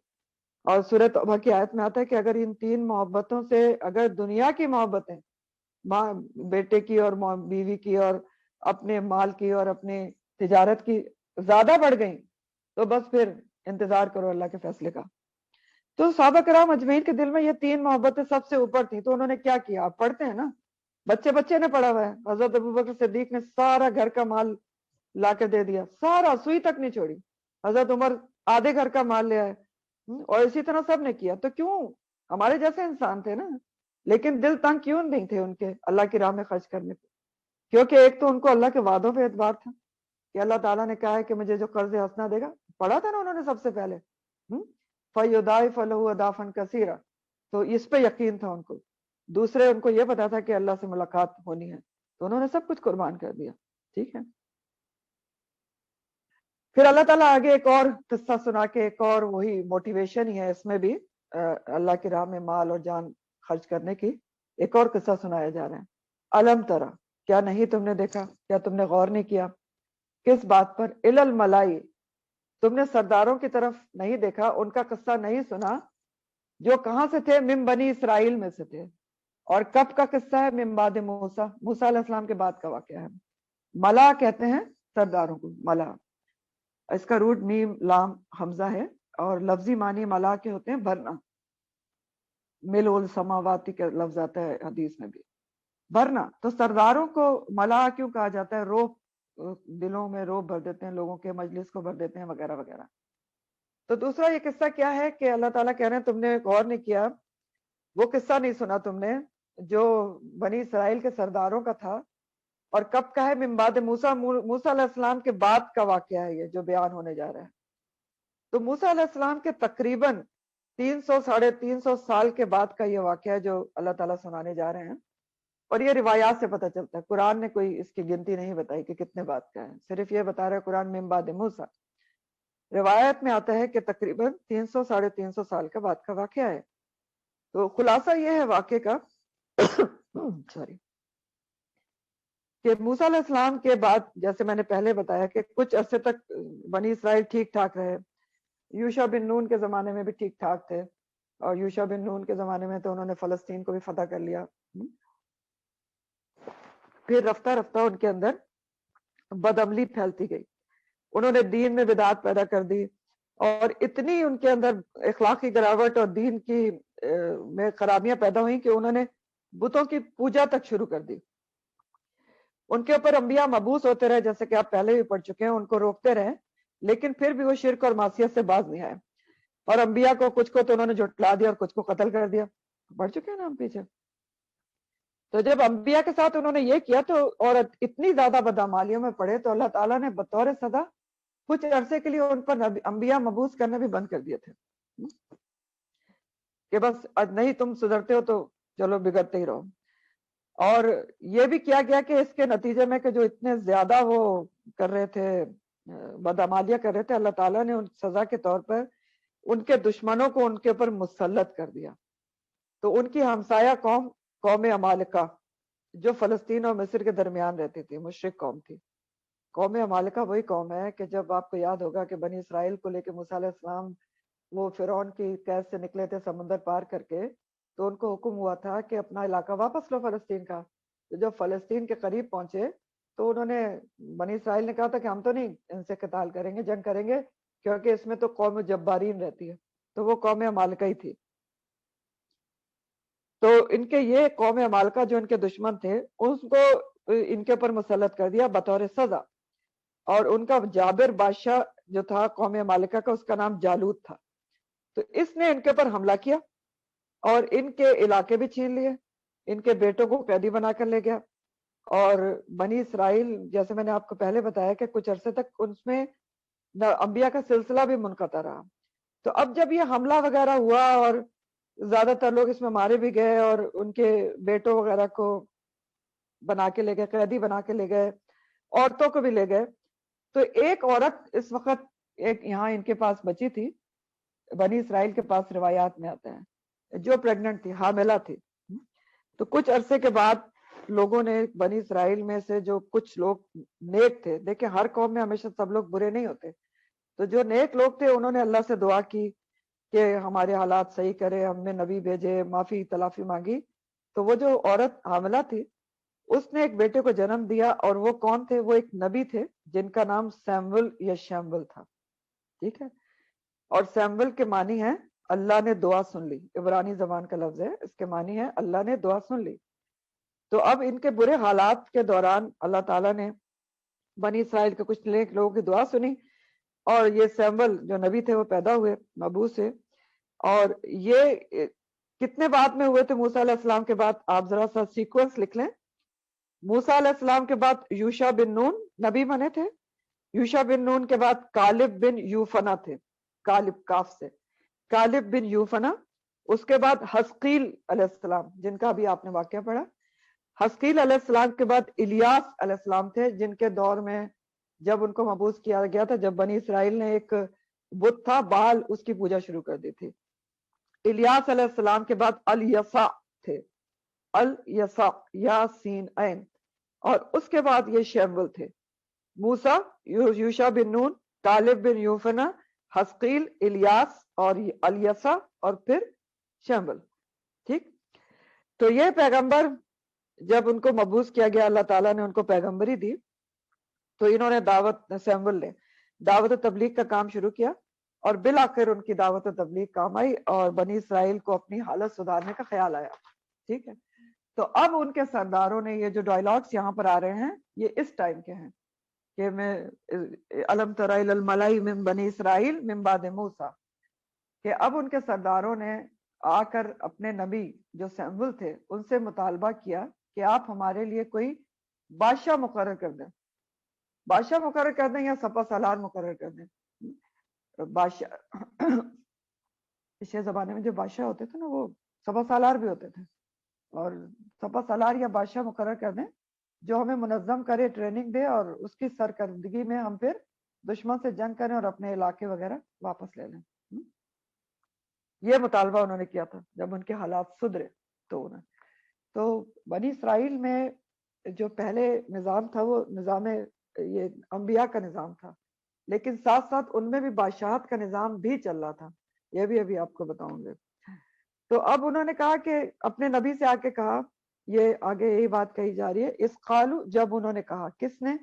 یہ بنی اسرائیل کے سردار نے جن میں اب سدھراؤ آ چکا تھا، انہوں نے مطالبہ کیا، اس قالو، جب انہوں نے کہا، لنبی لہم، واسطے ایک نبی کے جو ان کے لیے تھے، یعنی بنی اسرائیل کے سردار اپنے نبی سیمول کے پاس آئے جو ان کو سدھارنے کا، جن کی تبلیغ باعث بنی تھی.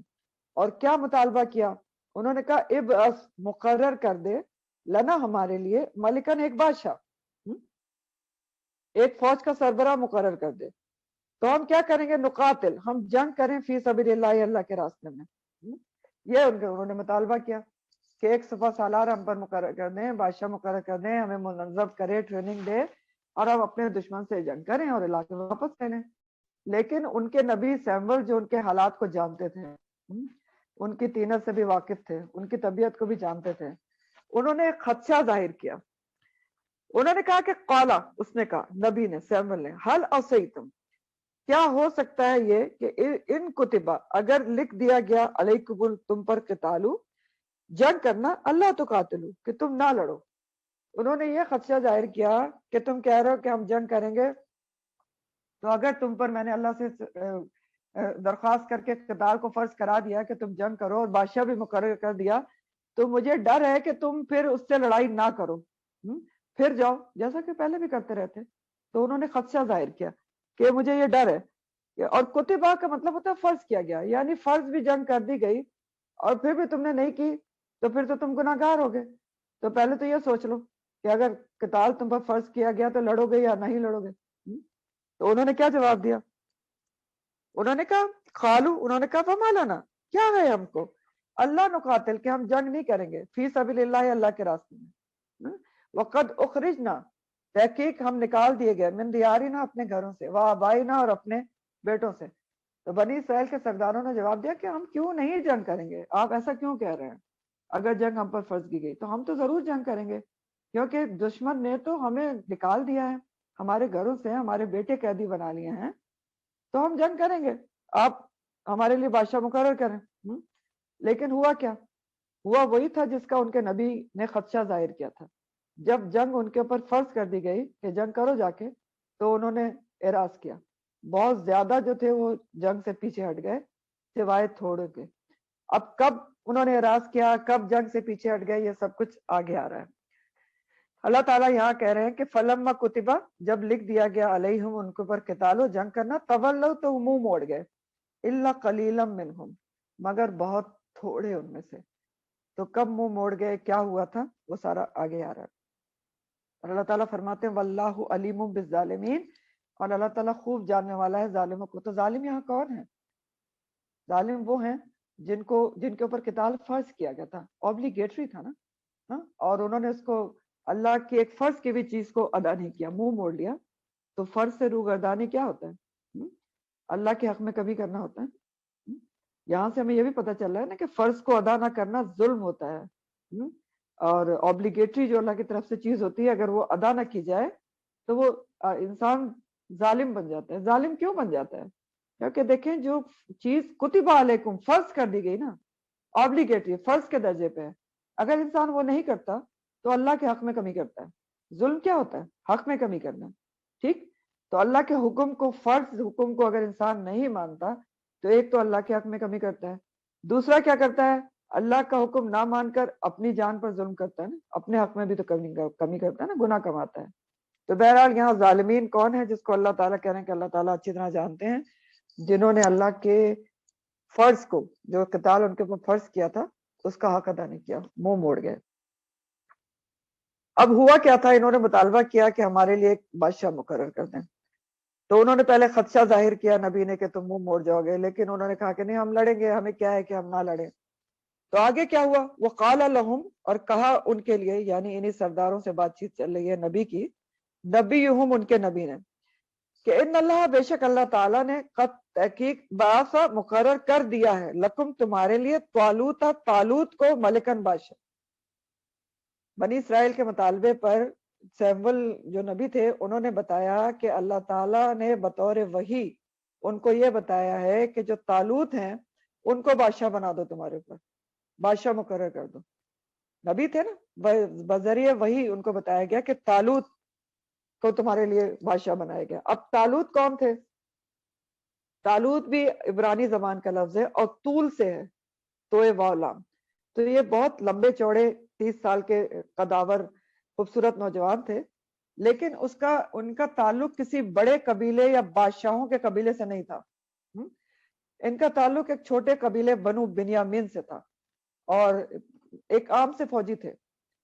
تو ابھی تھوڑا سا آپ بیک گراؤنڈ پھر سمجھ لیں کہ بنی اسرائیل کہاں سے بنے تھے.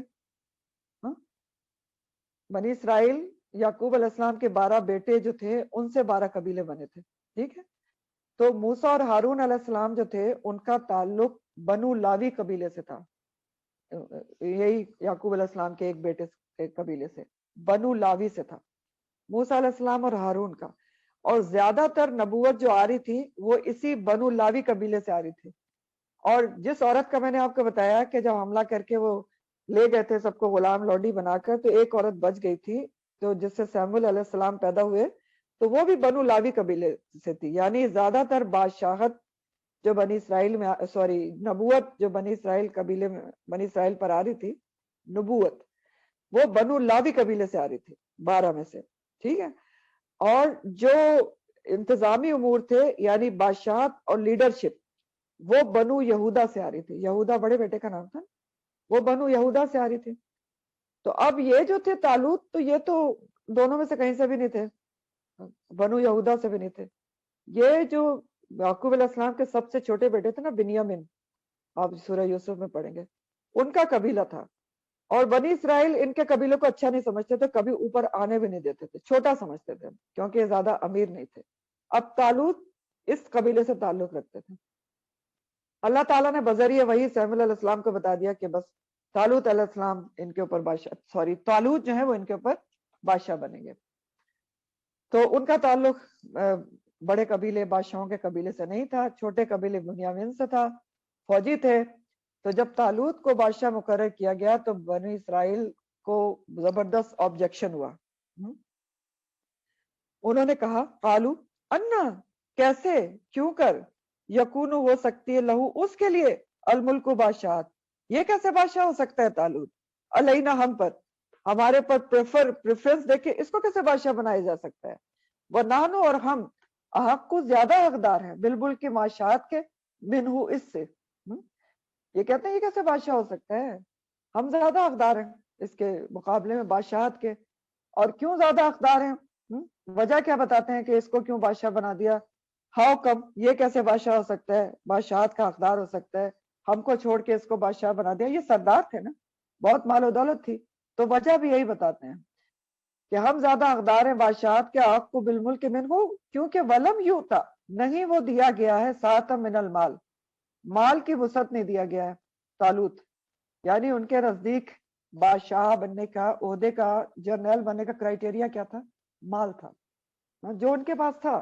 تو ان کو تکلیف ہوئی اور سخت جو انہوں نے جواب دیا ہے نا کہ وہ کیسے بادشاہ ہو سکتا ہے، قالو ان یکون له الملک علینا، اور ہم زیادہ حقدار ہیں بادشاہت کے منہ اس سے. تو یہ سخت ایک متکبرانہ انداز ہے، بڑائی والا انداز ہے، کسی اور کی بڑائی کو مان کے دے ہی نہیں رہے دولت کے زوم میں. اور اگر آپ دیکھیں تو یہی بات ابلیس نے کہی تھی.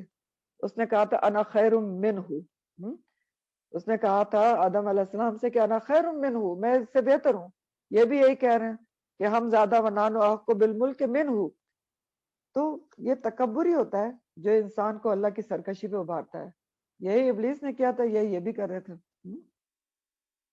کہ اس کے پاس تو مال ہی نہیں ہے، تو جب مال نہیں ہے تو وہ کیسے بادشاہ ہو سکتا ہے. تو ان کے نبی ان کو باور کراتے ہیں، سرزنش کرتے ہیں، کہتے ہیں قالا، اس نے کہا، یعنی کس نے، نبی سیمول نے کہا میں نے نہیں چنا ہے ان کو، ان اللہ استفاہ، اللہ بے شک اللہ تعالیٰ نے اس کو چنا ہے علیکم تم پر. تو کہتے تم کیسی باتیں کرو، میں نے تھوڑی چنا ہے، ذرا غور تو کرو. تم کہہ رہے ہو ہم زیادہ حقدار ہیں، یہ چناؤ کس نے کیا ہے، اللہ تعالیٰ نے. ان اللہ تعالیٰ نے وہی کیے کہ یہ بادشاہ ہوں گے. استفاہ، استفاہ کا جو لفظ ہے نا اس کے معنی ہوتے کسی کو پاکیزگی کی بنیاد پر منتخب کرنا. تو کہتے ہیں یہ میرا چناؤ نہیں ہے، اللہ تعالیٰ کا چناؤ ہے، انہوں نے تمہارے پر پریفر کر کے چنا ہے. اور کیوں ان کو پریفر کیا ہے طالوت کو، کہ وزادہ، اس نے بڑھا دیا ہے اس کو، بسطتن، فراغی میں، کشادگی میں، فی العلم والجسم میں. وہ بتاتے ہیں کہ اللہ تعالیٰ نے، ایک تو میرا انتخاب نہیں ہے، اللہ تعالیٰ نے ان کو چنا ہے. اور اللہ تعالیٰ نے حکومت کے لیے ان کو کیوں چنا ہے، قیادت کے لیے، کیونکہ ان کے اللہ تعالیٰ نے ان کو کشادگی دی ہے علم اور عقل میں اور جسمانی طاقت میں.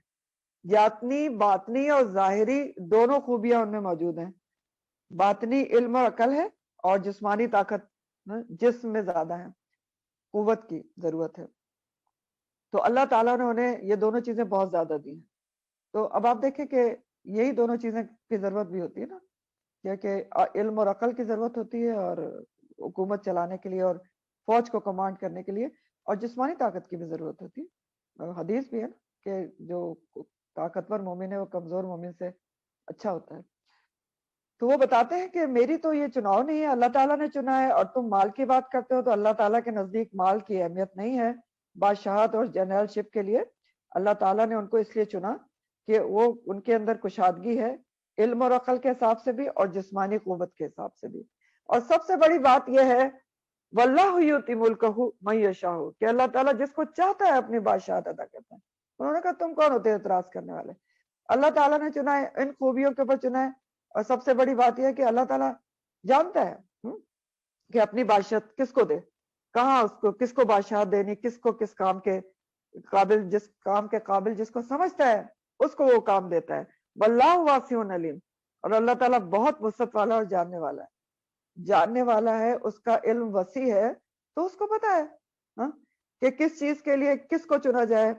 وہ جس کو چاہتا ہے اپنی رحمت اور سلطانیت سے نوازتا ہے، علیم ہے کہ بادشاہت کا مستحق کون ہے، کون اچھے طریقے سے کون سا کام کر سکتا ہے. لہٰذا تم اپنی اعتراض اور کٹ حجتیوں سے باز آ جاؤ. سرزنش کی سیمول جو نبی تھے انہوں نے. تو بہرحال یہ تھوڑا سا دبے، اور جب ان کو یہ بھی معلوم ہو گیا، انہوں نے باور بھی کرا دیا کہ یہ جو تقرری ہے وہ کس کی طرف سے ہوئی ہے؟ اللہ سبحانہ تعالیٰ کی طرف سے ہوئی ہے۔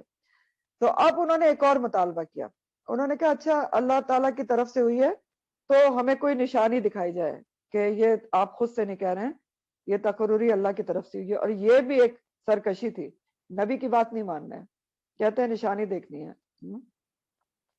کوئی نشانی ہمیں پتہ دکھائی جائے تاکہ ہمیں پتہ چلے کہ یہ تقرری جو ہے اللہ تعالیٰ کی طرف سے ہے۔ تو آگے چلتے ہیں، لیکن پہلے دیکھ لیں کہ اس آیت سے ہمیں ایک بہت ضروری بات کیا پتہ چلی ہے کہ اسلام میں بادشاہت یا لیڈرشپ سپہ سالار کے اندر دو خوبیاں ہونی زیادہ ضروری ہے۔ لیڈرشپ کے لیے دو خوبیاں ہونا ضروری ہیں۔ کون سی خوبیاں ہیں؟ کہ انسان عقل اور علم والا ہو، علم اور عقل، اور جسمانی طور پر بھی مضبوط انسان ہو، لیکن خاص طور پر سپہ سالار کے لیے، کیونکہ دیکھیں علم کی بنیاد پر جنگی تدابیر اچھے طریقے سے اختیار کر سکتا ہے، اور اپنے لوگوں کو اچھے طریقے سے انسان منظم رکھ سکتا ہے، علم اور عقل ہو تو۔ اور طاقتور ہوتا ہے تو ظاہر ہے طاقت تو جنگ کے لیے چاہیے ہوتی ہے۔ تو دو خوبیاں ہیں قرآن کے مطابق جو ایک کمانڈر میں لازمی ہونا چاہیے، فوجی کمانڈر، علمی قابلیت اور جسمانی قوت۔ تو بہرحال وہ ایک نشانی مانگتے ہیں کہ طالوت کو اللہ نے مقرر کیا، تم اس کی نشانی بتاؤ۔ تو قال لہم نبیہم، تو ان کے نبی ان کے لیے کہتے ہیں کہ انا بے شک آیا، نشانی، ملک ہی اس کی بادشاہت کی، کیا ہوگی اس کی طالوت کی بادشاہت کی نشانی؟ ان یہ کہ یاتیکم، آ جائے گا تمہارے پاس، التابوت، تابوت، وہ تابوت تمہارے پاس آ جائے گا واپس، فی ہی جس میں سکینت، تسکین ہے، من ربکم، تمہارے رب کی طرف سے، وہ بقیت، اور باقی ماندہ چیزیں ہیں، مما، اس میں سے جو ترکہ چھوڑ گئے ہیں آل موسیٰ و آل ہارون، آل موسیٰ اور آل ہارون جو چیزیں چھوڑ گئے ہیں وہ اس میں ہوں گی، اور تحملہ، اٹھائے ہوئے ہوں گے اس کو الملائکہ، فرشتے، یہ نشانی ہوگی تمہارے لیے۔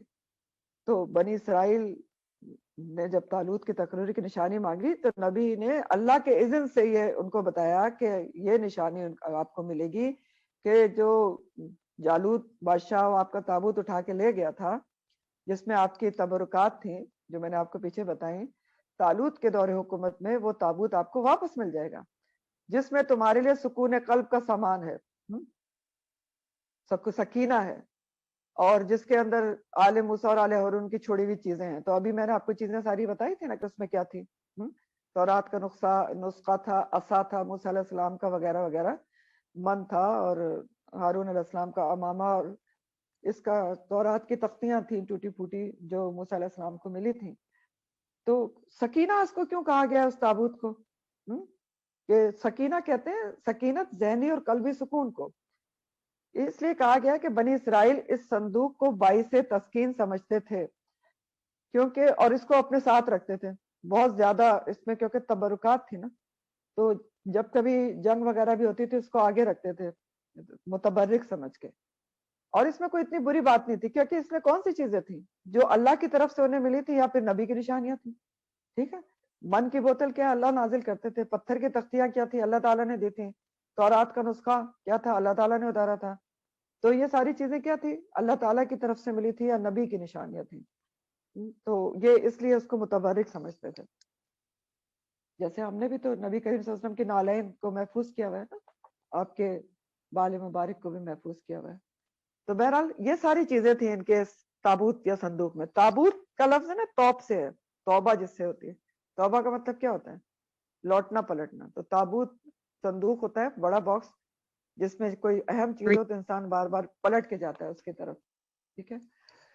تو انہوں نے نشانی یہ بتائی کہ یہ نشانی یہ ہے ان کی حکومت، ان کی تقرری کی اللہ کی طرف سے، کہ آپ کو وہ تابوت واپس مل جائے گا جس کے اندر آپ کا دلی اور روحانی طور پر تسکین کا سامان تھا، تسکین کا سامان تھا۔ تو اب ہوا یہ تھا کہ جو دشمن قوم، جو قوم عمالقہ یہ صندوق چھین کر لے گئی تھی ان سے، تو جب انہوں نے جا کر اپنے علاقے میں رکھا تو ان کے اتفاق سے ان کے علاقے میں بہت ساری وبائیں پھوٹ پڑی۔ تو انہوں نے غالباً یہ سمجھا کہ تابوت منحوس ہے، حالانکہ ایسی کوئی بات نہیں ہوتی، نہ سمجھنا چاہیے، انہوں نے یہ سمجھنا چاہا، یہ سمجھا، اور کیا کیا کہ جب بہت زیادہ وبائیں پھیلی تو انہوں نے اس تابوت کو غلط سمجھ کے اس تابوت کو ایک بیل گاڑی پر لادا اور اس کو شہر سے باہر ہانک دیا کہ یہ ہمارے شہر سے نکل جائے.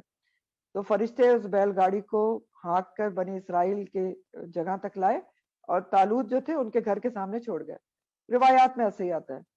تو اس گھر کے سامنے چھوڑ دے. تو اس طرح جو بنی اسرائیل تھے ایک طرف ان کو طالوت کی تقرری من جانب اللہ ہونے کی نشانی مل گئی اور دوسری طرف کیا ہوا تابوت یہ جو ان کے متبرکات تھے اس میں وہ ملنے سے ان کے حوصلے بلند ہو گئے. مورل سپورٹ مل گئی. مورل کہ تابوت پاس آ گیا جس میں متبرک چیزیں تھی تو انہوں نے طالوت کو بادشاہ بہرحال ایکسپٹ کر لیا, مان لیا. ان فی ذالک لآیۃ لکم ان کنتم مؤمنین. تو جب ان کے نبی ان کو بتا رہے تھے کہ یہ نشانی ہوگی تو انہوں نے ایک بہت زبردست جملہ آخر میں یہ بھی کہا کہ یہ تو نشانی اللہ تعالیٰ کی طرف سے آئے گی لیکن یہ نشانی تم اس وقت ہی مانو گے اور نشانی اللہ کی طرف سے سمجھو گے جب تمہارے دل میں ایمان ہوگا. کیونکہ دیکھیں نا یہ انہوں نے کیوں کہا کہ لا آیتن, البتہ نشانی ہے لیکن اگر تم مومن ہو مومنین میں سے ہو تو تمہیں یہ نشانی سمجھ میں آ جائے گی. کیونکہ دیکھیں اللہ کی طرف سے کھلی نشانیاں دیکھ کر بھی لوگوں نے کیا کہا, ہر نبی کے دور میں سحر مبین کہہ دیا, کھلم کھلا جادو کہہ دیا. تو نشانیاں بھی اللہ تعالیٰ کی طرف سے انہی کو سمجھ میں آتی ہیں جو ایمان والے ہوتے ہیں, ایمان والے ہوتے ہیں نا. تو انہوں نے کہا کہ ان کو اس کو فرشتے اٹھا کر لائیں گے. اور ایمان کی بھی بات کی گئی کہ اگر مومن ہے تو یہ بات تمہیں سمجھ میں آ جائے گی. تو فرشتے جو ہیں آج بھی انسانوں کی مدد کرتے ہیں. آپ کو پتہ ہے نا اس وقت کی بات ہو رہی کہ فرشتے اٹھا کے لائیں گے, تو فرشتے آج بھی موجود ہیں, دنیا میں بھی ہوتے ہیں. جیسے آپ پڑھتے ہیں حدیث ہے نا کہ جب کلاس تدریس ہو رہی ہوتی ہے قرآن کی تو فرشتے آس پاس موجود ہوتے ہیں, انشاءاللہ ابھی بھی موجود ہوں گے اور دعائیں بھی قبول ہوتی ہیں. اور سورہ فصلت میں ایک بڑی خوبصورت بات آتی ہے. سورہ فصلت کی آیات ہیں کہ وہ لوگ جو جنہوں نے کہا ان الذین قالوا ربنا اللہ ثم استقاموا تتنزل علیکم الملائکہ, جن لوگوں نے کہا کہ رب ہمارا اللہ ہے پھر اس کے اوپر وہ جم گئے تو ان کے اوپر فرشتے اترتے ہیں. تو یہ تو کوئی بھی ہو سکتا ہے, نہیں ہو سکتا, آپ بھی ہو سکتے ہیں, میں بھی ہو سکتے ہوں کہ جس نے کہا رب ہمارا اللہ ہے پھر اس پر جم گیا کہ رب تو اللہ ہی ہے, تو فرشتے اترتے ہیں اور کیا کہتے ہیں اللہ تخافوا ولا تحزنوا, غم اور حزن سے بچ جاؤ اور ہم تمہارے دوست ہیں. نحن اولیاء فی الدنیا والآخرہ, ہم تمہارے دوست ہیں. فرشتے کہتے ہیں سورہ فصلت کے آتے ہیں دنیا میں بھی اور آخرت میں بھی. تو فرشتے اترتے ہیں آج بھی مدد کے لیے, لیکن شرط وہی ہے ان کنتم مومنین, پورا صدقے دل سے اگر اللہ کے اوپر ایمان رکھا جائے تو آج بھی مدد ہوتی ہے. دیکھیں ہماری مدد نہیں ہوتی, کبھی ایسا لگتا ہے نا, آپ کو بھی لگتا ہوگا آج تو کلاس لے ہی نہیں سکتے, آج فلاں کام ہو ہی نہیں سکتا, کام والی نہیں آئی, فلانا نہیں ہوا, یہ نہیں ہوا, وہ نہیں ہوا. لیکن اگر پکے ایمان کے ساتھ سب چھوڑ چھاڑ کے آپ اپنا اللہ کے کام کی طرف متوجہ ہو جائے تو آپ کے پاس مدد ضرور آئے گی. تو یہ ہمارے لیے اس میں سبق ہے. بہرحال اب کیا ہوا, بنی اسرائیل نے طالوت کو بادشاہ مان لیا اور جنگ کی تیاری انہوں نے کر لی, تیار ہو گئے کیونکہ ان کا مورال بھی جو ہے وہ ہائی ہو گیا. تو فلما فصلا, پھر جب جدا ہوا طالوت بالجنود, لشکروں کے ساتھ. اب طالوت جو ہے وہ اپنے پورے لشکر کو لے کے بنی اسرائیل کو لے کر نکلتے ہیں جنگ کے لیے. بنی اسرائیل کے پاس اب کوئی عذر باقی نہیں رہا نا, نشانی آ گئی, سب کچھ ہو گیا. تو طالوت کی قیادت میں بنی اسرائیل کا ایک لشکر جرار جو ہے بہت بڑا لشکر جس کی تعداد تقریباً 70,000 آتی ہے, وہ جالوت سے مقابلے کے لیے نکل گئے. فلما فصلا بالجنود, جنود جند کی جمع ہے, لشکر کو کہتے ہیں, کوئی بھی لشکر, فوجی لشکر. تو اب یہ راستے میں تھے تو ان کو کیا ہوا کہ کافی راستہ ان کا طے ہو گیا تو ان کو کہیں پینے کا پانی نہیں ملا. تو انہوں نے طالوت سے شکایت کی کہ پانی, پیاس لگی ہے بہت زیادہ اور پانی نہیں مل رہا. تو طالوت نے ان کو بتایا کہ آگے ایک نہر آئے گی تو صحیح, نہر یا دریا, لیکن اس کے ذریعے اللہ تعالیٰ آپ کی آزمائش کریں گے. آزمائش کیا ہوگی؟ دریا کون سا تھا؟ یہ فلسطین کی طرف جا رہے ہیں, قوم عمالقہ وہیں رہتی تھی. دریا, یہ دریا وہ ہے جو دریا اردن کہلاتا ہے, نہر اردن کہلاتی ہے, تو اردن اور فلسطین کے بیچ میں ہے. تو طالوت نے ان کو یہ بتایا کہ پانی تو آئے گا, راستے میں ایک نہر آئے گی, لیکن اس کے ذریعے اللہ تعالیٰ آپ کو آزمائیں گے, آزمائش ہوگی. اور آزمائش کیا ہوگی کہ اتنی پیاس کے باوجود تم لوگ اس میں سے سیر ہو کر پانی نہ پینا, صرف ایک آدھ چلو پانی پینا, اور یہی تمہارے رب کی طرف سے تمہاری آزمائش ہے. اور جو آدمی تم میں سے پیاس پر کنٹرول کر لے گا اور سیر ہو کر نہیں پیے گا، ایک آدھ گھونٹ ہی پیے گا، تو وہ میرے ساتھ آگے جنگ پر جائے گا، اور جس نے سیر ہو کر پی لیا، کہنا میرا نہیں مانا، تو وہ میرا ساتھی نہیں بنے گا، آگے نہیں جائے گا۔ یہ ساری باتیں ہیں۔ اب آگے دیکھیں، آیات دیکھیں۔ قالا، اس نے کہا، طالوت نے، ان اللہ، بے شک اللہ تعالیٰ، مبتلیکم، آزمانے والا ہے تم کو۔ مبتلی اسم فاعل ہے، ابتلا سے ہے، بلو اس کی جو ہے روٹ ہے، آزمائش کو کہتے ہیں، اور ابتلا سخت ترین آزمائش ہوتی ہے۔ مبتلی آزمانے والا۔ تو طالوت نے کہا پانی تو ملے گا، لیکن اللہ تعالیٰ تم کو آزمانے والا ہے، بنہرن، ایک نہر کے ساتھ آزمائش ہوگی۔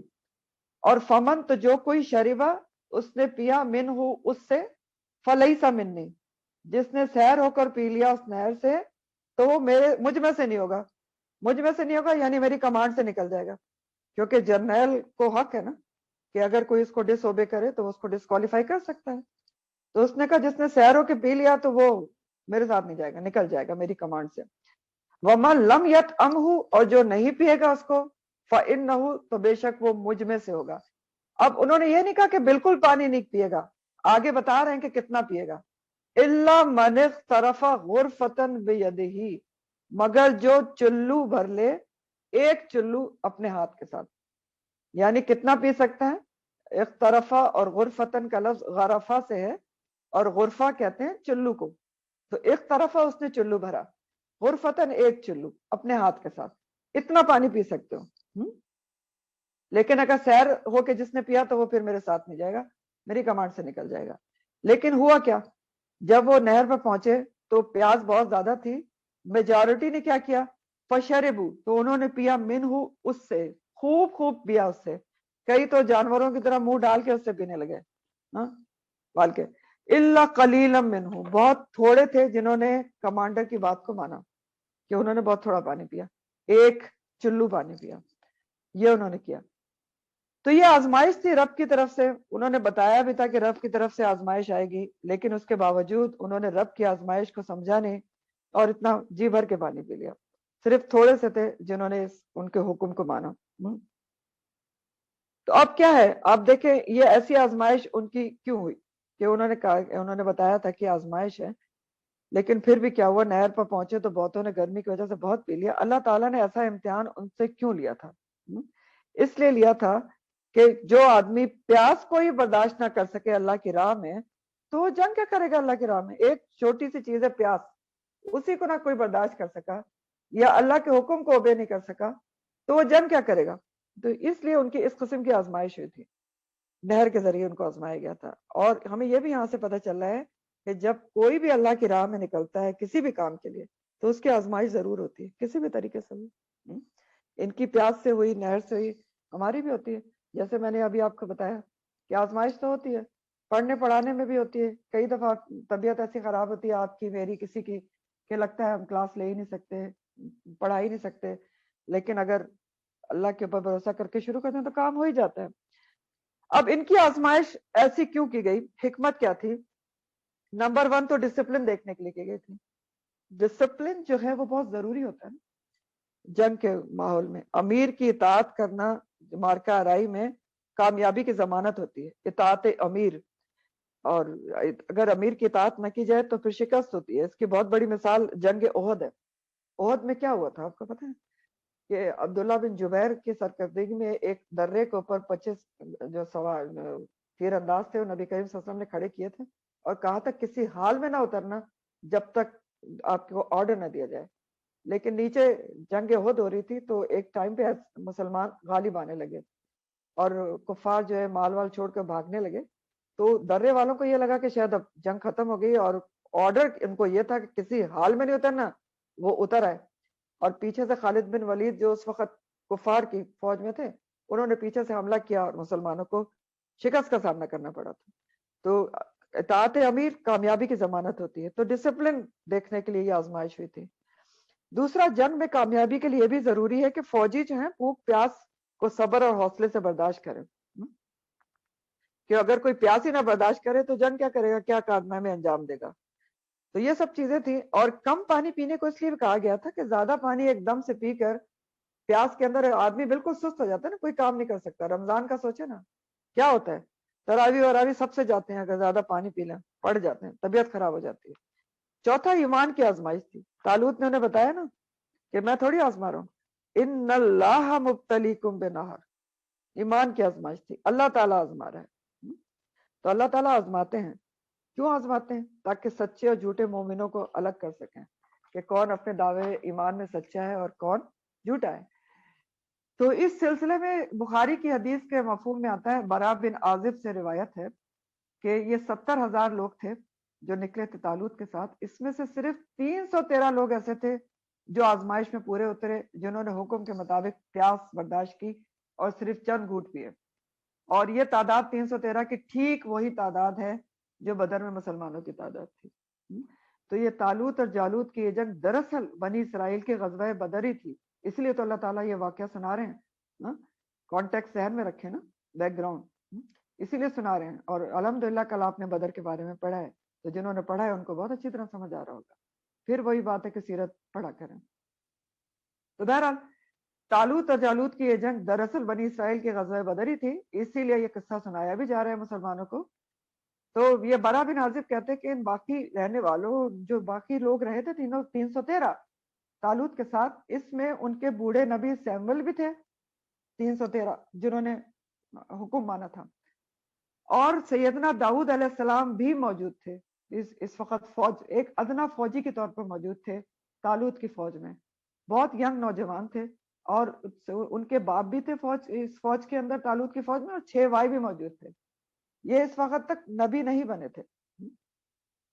तो तालूत की फौज में दाऊद अलैहिस्सलाम मौजूद थे जो बहुत यंग थे, इनके 6 भाई और बाप भी मौजूद थे। अभी नबूवत नहीं मिली थी, यंग थे, बहुत छोटे थे। फिर क्या हुआ? फलम्मा जावज़हु, फिर जब उसने पार किया उसको, हुआ वो वल्लज़ीना आमनु माहू, जब उसने पार किया उसको, जावज़ा के मतलब होते हैं चलते चलते किसी चीज को पार करना, यानी नहर या दरिया को पार कर लिया उसने और उन लोगों ने जो ईमान लाए थे उसके साथ, उन्होंने पार कर लिया। कालू, वो कहने लगे, ला ताकत लना अल यौम बिजालूत व जुनूदहु। अब ये क्या बात कही जा रही है ना? जो तालूत थे उन्होंने नहर को पार कर लिया, तो जिन लोगों ने ज्यादा पानी पिया था वो तो नहर पार करते ही वहीं ढेर हो गए, क्योंकि पानी बहुत ज्यादा पी लिया था। तो एक तो सुस्ती की वजह से, और कुछ सामने जालूत का जो है लश्कर वो नजर आ रहा था, दूर था लेकिन नजर आ रहा था, बहुत बड़ा लश्कर था। तो कुछ उनकी कम हिम्मती आड़े आई। तो ये जो लोग जिन्होंने ज्यादा पानी पिया था और जिनकी कम हिम्मती आड़े आई, वो कहने लगे नहर पार करने के बाद, कालू ला ताकत लना, नहीं है हमारे अंदर कोई ताकत अलयौमा, आज के दिन। किसके लिए? बेजालूत, जालूत के लिए, व जुनूद, और उसके लश्करों के लिए। उन्होंने कहा हमें तो कोई ताकत हिम्मत नहीं है कि हम जाके उनके साथ जंग करें, यानी उनके हौसले पस्त पड़ गए, तो कुछ सुस्ती भी, पानी पी पिलाकर। ठीक है। तो अब जो 313 लोग थे ईमान वाले, जिन्होंने हुक्म माना भी था, वो क्या कहते हैं? वो मोटिवेट करते हैं, इनको भी मोटिवेट करने की कोशिश करते हैं, आपस में भी एक दूसरे को मोटिवेट करते हैं। उनका जिक्र है आगे। क़ाल लजीना, कहा उन लोगों ने, यजुन्नूना, जो यकीन रखते थे, कि अन्नहुम, बेशक वो, मुलाकू, मुलाकात करने वाले हैं अल्लाह से। इसका क्या मतलब है? यानी 313 लोग जिन्होंने कमांडर की बात मानी, अल्लाह की बात मानी, अल्लाह के आजमाइश को समझा, तो जाहिर है ये किस चीज पर यकीन रखते थे? अल्लाह की मुलाकात पर यकीन रखते थे। ठीक है, अल्लाह के वादों पर यकीन रखते थे, इसलिए उनमें हिम्मत और हौसला था। तो उन्होंने आपस में क्या बात की, क्या मोटिवेट किया, क्या समझाने लगे कि कोई बात नहीं, अगर हम थोड़े रह गए तब क्या हुआ, अगर 313 है तब क्या हुआ, कम मिन फियतिन, कितने ही ग्रोहों में से, कलीलतिन, बहुत थोड़े, गलबत, गालिब आ चुके हैं, फियतन, ग्रोहों के ऊपर, कसीरतन, बहुत ज्यादा, बेइज़्निल्लाह, अल्लाह के इज़्न से, वल्लाहु मअस-साबिरीन, और अल्लाह ताला सब्र करने के वालों के साथ है। कितनी जबरदस्त बात वो कहते हैं। कहते हैं थोड़े रह गए तो क्या हुआ, कोई बात नहीं, फतह और शिकस्त, जिंदगी और मौत अल्लाह के हाथ में है, उसके इज़्न और उसकी मदद से होती है। और कई दफा ये देखने में आया है कि अल्लाह थोड़ी सी सब्र करने वाली जमात को बहुत बड़े लश्कर के मुकाबले में फतह अता कर देता है।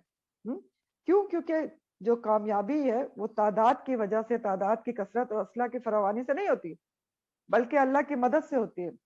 شرط یہ ہے کہ صبر اور حوصلہ کیا جائے. اور واللہ مع الصابرین، صابرین یہاں پر کون ہے؟ جنہوں نے پانی پینے پر صبر کیا. تو اب یہ زبردست یہ بات کہتے ہیں، اور ایسا ہوتا ہے کہ دیکھیں تعداد کی کثرت اور اسلحہ کی فراوانی جو ہے وہ کام نہیں آتی. بدر میں بھی ہم نے دیکھا نا، نہ اسلحہ تھا، نہ زیادہ کثرت تھی تعداد کی. اور حنین میں اس کا اپوزٹ ہوا تھا، غزوہ حنین میں. تو سورہ توبہ کی آیت نمبر 25 ہے کہ اللہ تعالیٰ فرماتے ہیں کہ وَيَوْمَ حُنَيْنِ اِذْ أَعْجَبَتْكُمْ كَثْرَتُكُمْ فَلَمْ تُغْنِ عَنْكُمْ شَيْئًا.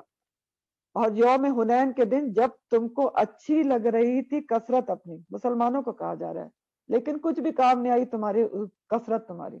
تو جو غزوہ حنین ہوا تھا 12,000 مسلمانوں کی تعداد تھی. تو اس میں سے کچھ لوگوں نے کہا تھا اس وقت کہ ہم تو بہت زیادہ ہیں تو ہمیں تو آج شکست نہیں ہوگی. تو نبی کریم صلی اللہ علیہ وسلم کو وہ بات بہت بری لگی تھی کہ یہ ایک ناز کی اور تکبر کی بات تھی. اور یہی ہوا کہ غزوہ حنین میں کچھ دیر کے لیے مسلمانوں کو شکست کا سامنا کرنا پڑا تھا. ایک دم سے دشمن نے حملہ کیا تھا اور بہت زیادہ گروہ تھے. تو بات یہ ہے کہ انہوں نے بہت صحیح بات کی. 313 جو لوگ طالوت کے ساتھ تھے کہ تعداد کی کثرت اور اسلحہ کی فراوانی سے نہیں ہوتی فتح، بلکہ کیسے ہوتی ہے؟ اللہ کی مدد سے ہوتی ہے، اور اللہ صابرین کے ساتھ ہوتا ہے. ہمارے سمجھنے کی بات یہاں پر یہ ہے اہم کہ یہ پتہ چل رہا ہے کہ ہر گروہ میں لوگوں کے کچھ لوگ زیادہ ہمت اور حوصلے والے ہوتے ہیں اور کچھ کم ہمت بھی ہوتے ہیں. مطلب ہر گروہ کے اندر جو ہمت اور حوصلہ ہوتا ہے اس کے لیولز ہوتے ہیں، یہ پتہ چل رہا ہے نا. اور اگر کسی گروہ میں تھوڑے لوگ بھی باہمت اور بلند حوصلہ ہوں تو سب کا حوصلہ بڑھا دیتے ہیں، اور کوئی جو مشکل سے مشکل کام ہو وہ کر گزرتے ہیں اگر حوصلہ بڑھانے والے لوگ موجود ہوں. تو ایسا ہوتا ہے. اور اگر تھوڑے بھی کچھ بزدل لوگ ہوں اور بہت زیادہ وہ اس بزدلی کا ذکر کریں تو بزدلی بھی پیدا کر دیتے ہیں. اور یہ بھی احد میں ہوا تھا کہ جب احد کے لیے مسلمان جا رہے تھے تو راستے میں عبداللہ بن ابی جو منافقوں کا سردار تھا ساتھ نکلا تھا، لیکن آدھے راستے میں وہ 300 لوگوں کو لے کے واپس پلٹ گیا تھا. تو کئی جو کمزور ایمان والے تھے وہ پریشان ہو گئے تھے. تو بہرحال وَلَمَّا بَرَزُوا، تو جب وہ آمنے سامنے ہوئے لِجَالُوتَ، جالوت کے، وہ جنود اور اس کے لشکر کے. برزا کے مطلب ہوتے ہیں میدان جنگ میں آمنے سامنے ہونا. تو جب دونوں لشکر آمنے سامنے ہوئے، جالوت کے دونوں سفارہ ہوئے. اب یہ آمنے سامنے کون تھے؟ جالوت کون تھا؟ طاقت پر جابر کمانڈر. قوم کون تھی؟ قوم عمالقہ، جو قوم جبارین جس کو کہا تھا، بہت جنگجو اور بہادر قوم سمجھی جاتی تھی. تو ان کی شہرت کے پیش نظر ان 313 اہل ایمان نے جنگ شروع کرنے سے پہلے بارگاہ الہی میں بہت خوبصورت دعا کی. بالکل ویسے ہی جنگ شروع کرنے سے پہلے دعا کی جیسے نبی کریم صلی اللہ علیہ وسلم نے جنگ کے بدر شروع کرنے سے پہلے دعا کی تھی. اور یہ بھی کل آپ نے پڑھا کہ آپ نے جنگ کے بدر شروع ہونے سے پہلے اللہ سے دعا کی تھی کہ یا اللہ یہ چھوٹی سی ایک جماعت ہے، اگر تو نہیں چاہے گا تو آج کے بعد کبھی تیری عبادت نہیں ہوگی، اور یا اللہ تیری مدد کا جس کا تو نے وعدہ کیا ہے وہ ہم کو پہنچا. تو بالکل اسی طرح انہوں نے بھی دعا کی. طالوت اور 313 لوگوں نے کیا دعا کی؟ یہ دعا ہے بہت خوبصورت. قالو، انہوں نے کہا ربنا افرغ علینا صبرم، اے ہمارے رب انڈیل دے. افرغ، فرغا کے مطلب ہوتے ہیں انڈیلنا، بھر بھر کے ڈالنا، بھر بھر کے ڈال دے علینا ہم پر صبر، صبر بھر دے ہمارے دل میں. وثبت اقدامنا، اور ہمارے قدم جما دے میدان جنگ میں. وانصرنا، اور ہماری مدد فرما علی القوم الکافرین، کافر قوم کے اوپر. تو اس سے ہمیں کیا پتہ چل رہا ہے کہ کسی بھی مشکل جو وقت ہوتا ہے دنیاوی اسباب کرنے کے ساتھ ساتھ دعا کرنی اللہ سے بہت ضروری ہے. صرف ظاہری اسباب کے اوپر انحصار نہیں کرنا چاہیے. دعا تو بہت ضروری ہے، اور یہ تو بہت ہی پیاری دعا ہے، کبھی بھی پڑھی جا سکتی ہے، اور بہت ہی پیاری اس کا سیکوینس بہت زبردست ہے، ترتیب. سب سے پہلے صبر کی دعا کی گئی ہے. دل میں صبر انڈیل دے، کیونکہ دل جمے گا صبر کے ساتھ تو قدم جمیں گے، ثبت اقدامنا ہوگا. قدم جمیں گے تو اللہ کی مدد آئے گی. فانصرنا علی القوم الکافرین.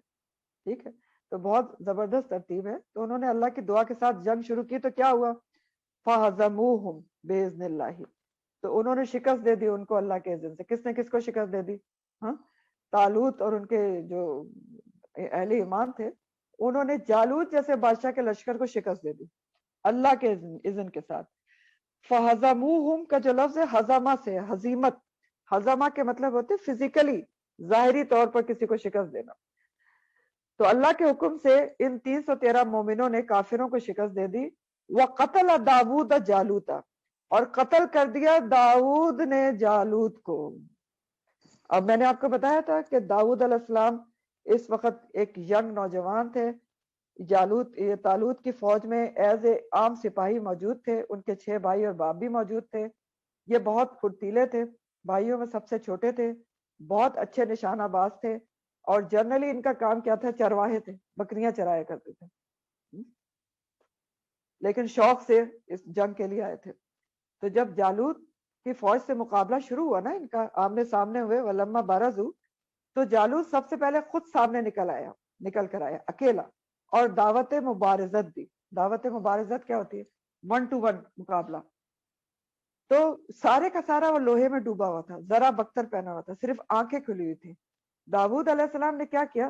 غلیل بہت اچھی جلاتے تھے، اس میں انہوں نے 2 پتھر رکھے اور ٹھیک اس کی دونوں آنکھوں کے درمیان نشانہ تاک کر مارا، پیشانی سے وہ پتھر اندر گھسے، گدی سے نکل گئے، اور جالوت مر کر گر پڑا، اور اس کا لشکر کے حوصلے پست ہو گئے جب جالوت مر گیا۔ اور جو بنی اسرائیل تھے، طالوت کی فوج، ان کو جالوت کی فوج پر لشکر پر فتح حاصل ہوگی۔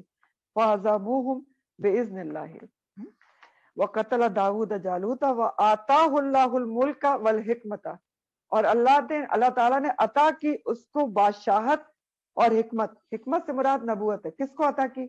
داود علیہ السلام کا ذکر ہو رہا ہے کہ بعد میں داود علیہ السلام کو اللہ تعالیٰ نے بادشاہت بھی دی اور نبوت بھی دی۔ تو ہوا یہ تھا کہ جب جنگ سے واپس آئے تو طالوت نے ان کی بہادری دیکھتے ہوئے اپنی بیٹی کا نکاح داود علیہ السلام سے کر دیا، اور جب طالوت کا انتقال ہو گیا تو اس کے بعد داود علیہ السلام کو اس کی جگہ بادشاہت مل گئی۔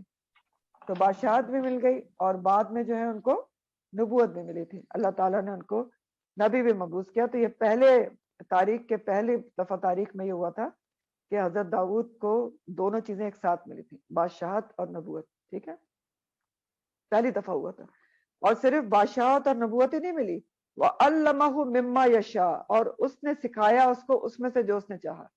اللہ تعالیٰ نے ان کو وہ کچھ سکھایا جو اس نے چاہا۔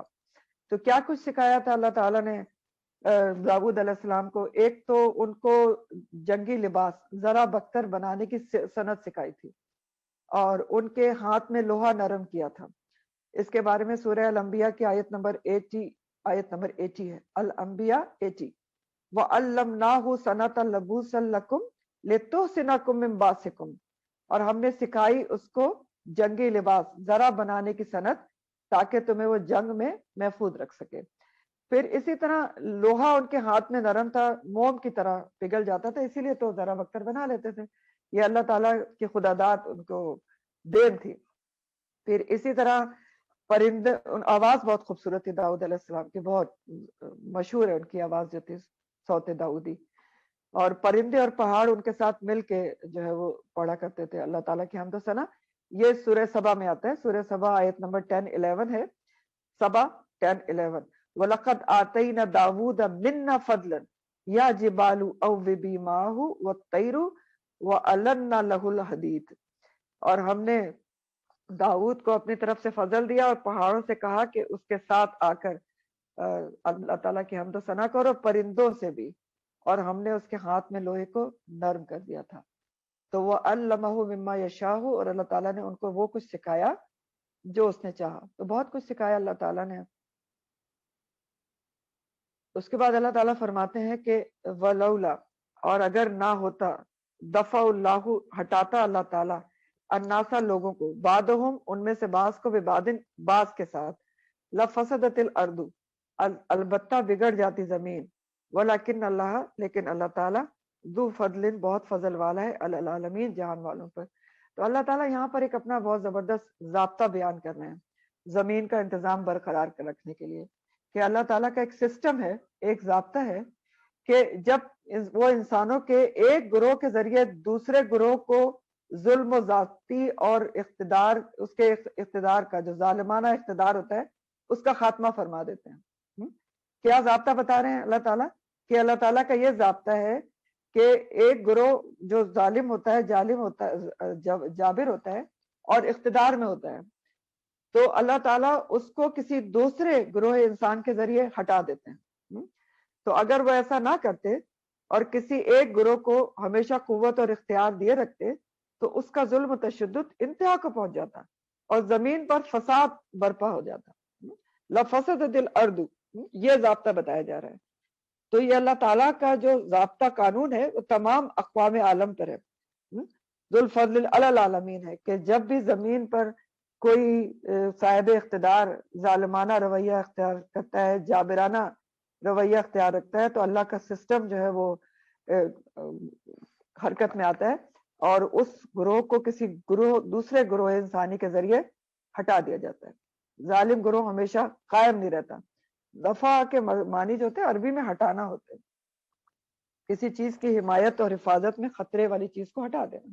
تو یہ اللہ تعالیٰ کا قانون ضابطہ بیان ہو رہا ہے کہ اللہ تعالیٰ ایسا کرتے ہیں کہ جب گروہ کوئی صاحب اقتدار ہو اور ظلم و جبر کی انتہا کر دے تو کسی دوسرے گروہ کے ذریعے اس کو ہٹا دیا جاتا ہے، اور تاکہ زمین جو ہے فساد سے بچ جائے. وَلَكِنَّ اللَّهَ ذُو الْفَضْلِ عَلَى الْعَالَمِينَ، اور یہ اللہ تعالیٰ کا ضابطہ تمام عالم والوں کے لیے ہے.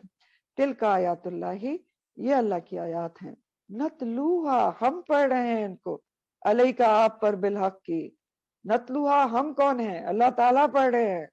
علیکہ، آپ پر، کس پر؟ نبی کریم صلی اللہ علیہ وسلم پر. بالحق، حق کے ساتھ. تلک آیات اللہ، یہ اللہ کی آیات ہیں. تو آیات اللہ سے مراد کیا ہے؟ یہ سب واقعات معجزے جیسے جو پیچھے بیان ہوئے ہیں، جو بنی اسرائیل کو پیش آئے، جو وبا کے ڈر سے نکلے تھے پھر زندہ ہو گئے، یا جیسے داؤد علیہ السلام اکیلے نے اتنے بڑے بادشاہ ظالم و جابر کو ایک گلیل سے ختم کر دیا. یہ سب کیا ہے؟ اللہ کی آیات ہیں، نشانیاں ہیں. ایک مختصر جماعت کو غالب کر دیا اتنے بڑے لشکر کے اوپر. تو یہ ساری کیا ہیں؟ آیات اللہ ہیں. اور کون کس کو بتا رہے ہیں؟ نبی کریم صلی اللہ علیہ وسلم کو اللہ تعالیٰ بتا رہے ہیں، بذریعہ وہی آپ کو بتائی جا رہی ہیں، بالحق، حق کے ساتھ. اور یہ کس بات کی دلیل ہے؟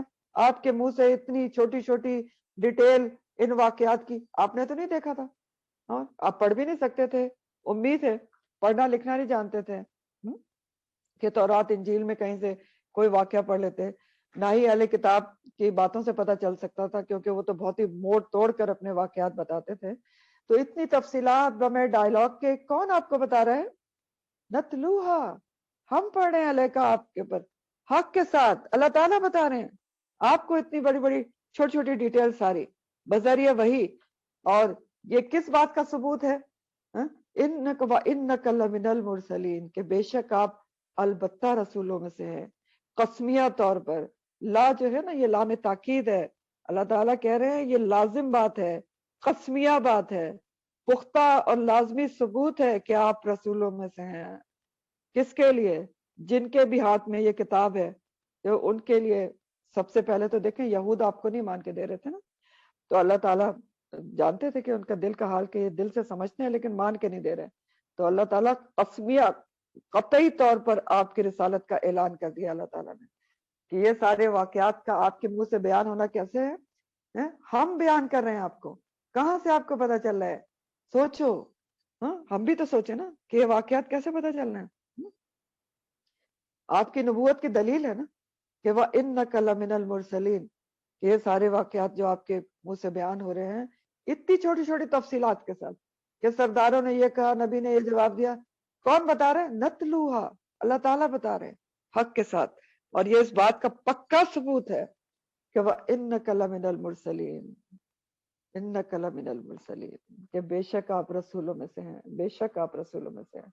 سورہ یاسین میں بھی یہ بات آتی شروع میں ہی، یاسین والقرآن الحکیم انک لمن المرسلین.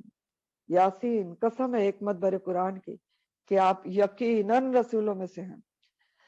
تو طالوت اور جالوت کی جو جنگ کا قصہ ہے اس کے اسباق کچھ تھوڑے سے دیکھ لیں آخر میں، کیونکہ اللہ تعالیٰ نے یہ قصہ بھی اسباق کے لیے بیان کیا ہے. خاص کانٹیکس کے لحاظ سے تو مدنی سورہ ہے. جیسے میں نے آپ کو بتایا غزوہ بدر ہونے والا ہے، تو مسلمانوں کو ذہنی طور پر تیار کیا جا رہا ہے کہ تقریباً یہی صورتحال اس غزوہ بدر میں تھی اور یہ سب آپ کے ساتھ ہونے والا ہے. تو یہ سارے اسباق ذہن میں رکھیں. پھر دوسری بات کیا ہے کہ عام کانٹیکس میں قرآن صرف اس وقت کے لیے تو نہیں تھا، رہتی دنیا کے لوگوں کے لیے ہے. تو ہر مسلمان کو یہ شوق دلایا جا رہا ہے، یہ سبق دیا جا رہا ہے کہ یاد رکھیں کوئی بھی چھوٹا سا گروہ اگر ایمانی قوت رکھتا ہے، صبر اور حوصلے سے کام لیتا ہے، تو بڑے سے بڑے گروہ پر غالب آ سکتا ہے، غالب آ سکتا ہے، یہ سبق دیا جا رہا ہے۔ پھر تیسرا سبق دیا جا رہا ہے کہ کامیابی تعداد کی کثرت اور اسلحے کی فراوانی سے نہیں ہوتی، بلکہ اللہ کی مدد اور اذن سے ہوتی ہے، اور اللہ تعالیٰ فرشتوں کے ذریعے بھی مدد کرتے ہیں، جیسے کہ بدر میں ہوئی تھی۔ لیکن مدد کس کی کرتے ہیں؟ ان کی جو صبر حوصلے سے اللہ کے حکم پر توکل کر کے اپنے حالات سدھارنے کے لیے کوشش کرتے ہیں اور بڑے سے بڑے گروہ کے مقابلے کے لیے کھڑے ہو جاتے ہیں۔ تو فرشتوں سے مدد تو بدر میں بھی آئی تھی، بدر میں بھی آئی تھی نا، لیکن شرط کیا ہے؟ وہی ایمان کی قوت ہونا اور اللہ پر توکل ہونا۔ جیسے وہ علامہ اقبال نے کہا نا کہ فضائے بدر پیدا کر، فرشتے تیری نصرت کو اتر سکتے ہیں اب بھی قطار، فرشتے تیری نصرت کو اتر سکتے ہیں قطار اندر قطار اب بھی۔ تو فضائے بدر تو پہلے پیدا کی جائے نا، جو کہ آج کل مسلمانوں میں بالکل ناپید ہے۔ فضائے بدر کیا تھی؟ سخت ایمان کی قوت تھی، صبر تھا، حوصلہ تھا، دعا تھی۔ تو یہ تو سب چیزیں آج مسلمانوں میں ناپید ہیں، اس لیے مسلمان نہ فرشتے اتر رہے مدد کے لیے، نہ کچھ ہو پا رہا ہے۔ تو بہرحال سب سے اہم سبق اس میں یہ بھی ہے کہ جس بھی قسم کی کامیابی حاصل کرنے کے لیے جو بھی چیز کے لیے انسان نکلے، تو اس میں دنیاوی اسباب کے ساتھ ساتھ اللہ سے دعا کرنا بہت ضروری ہے۔ اللہ سے دعا کرنا بہت ضروری ہے، کیونکہ صرف دنیاوی اسباب کام نہیں آتے ہیں انسان کو۔ اگر مشکل سے مشکل بھی کام آپ کو درپیش ہو، تو جو دنیاوی اسباب ہیں اس کے ساتھ ساتھ اللہ سے دعا کریں۔ تو کامیابی کے لیے مومن کو 3 ہتھیار چاہیے ہوتے ہیں۔ کیا؟ ایمان کی قوت، صبر اور حوصلہ، اور اللہ سے دعا۔ تو آخر دعوانا الحمدللہ رب العالمین، سبحانک اللہم و بحمدک نشہد ان لا الہ الا انت نستغفرک و نتوب الیک۔ سبحان ربک رب العزت عما یصفون وسلام علی المرسلین والحمدللہ رب العالمین۔ ربنا تقبل منا انک انت السمیع العلیم وتب علینا انک انت التواب الرحیم، آمین یا رب العالمین۔ شکر الحمدللہ، صد شکر الحمدللہ۔ آپ کا دوسرا پارہ ختم ہو گیا۔ ایک بات آپ سے میں نے کہنی تھی کہ جو نیکسٹ ویک ہے اس میں وینسڈے اور تھرسڈے کو آپ کی ونٹر ویکیشنز ہیں۔ کمنگ ویک میں ڈیٹس دیکھ لیے گا، جو کمنگ وینسڈے تھرسڈے اس میں کلاسز آف رہیں گی، آپ کی ونٹر ویکیشن ہے 1 ویک کی۔ تو انشاءاللہ اس کے بعد ملاقات ہوگی۔ اور کوئی کوشچن آپ کہے تو آپ پوچھ سکتے ہیں۔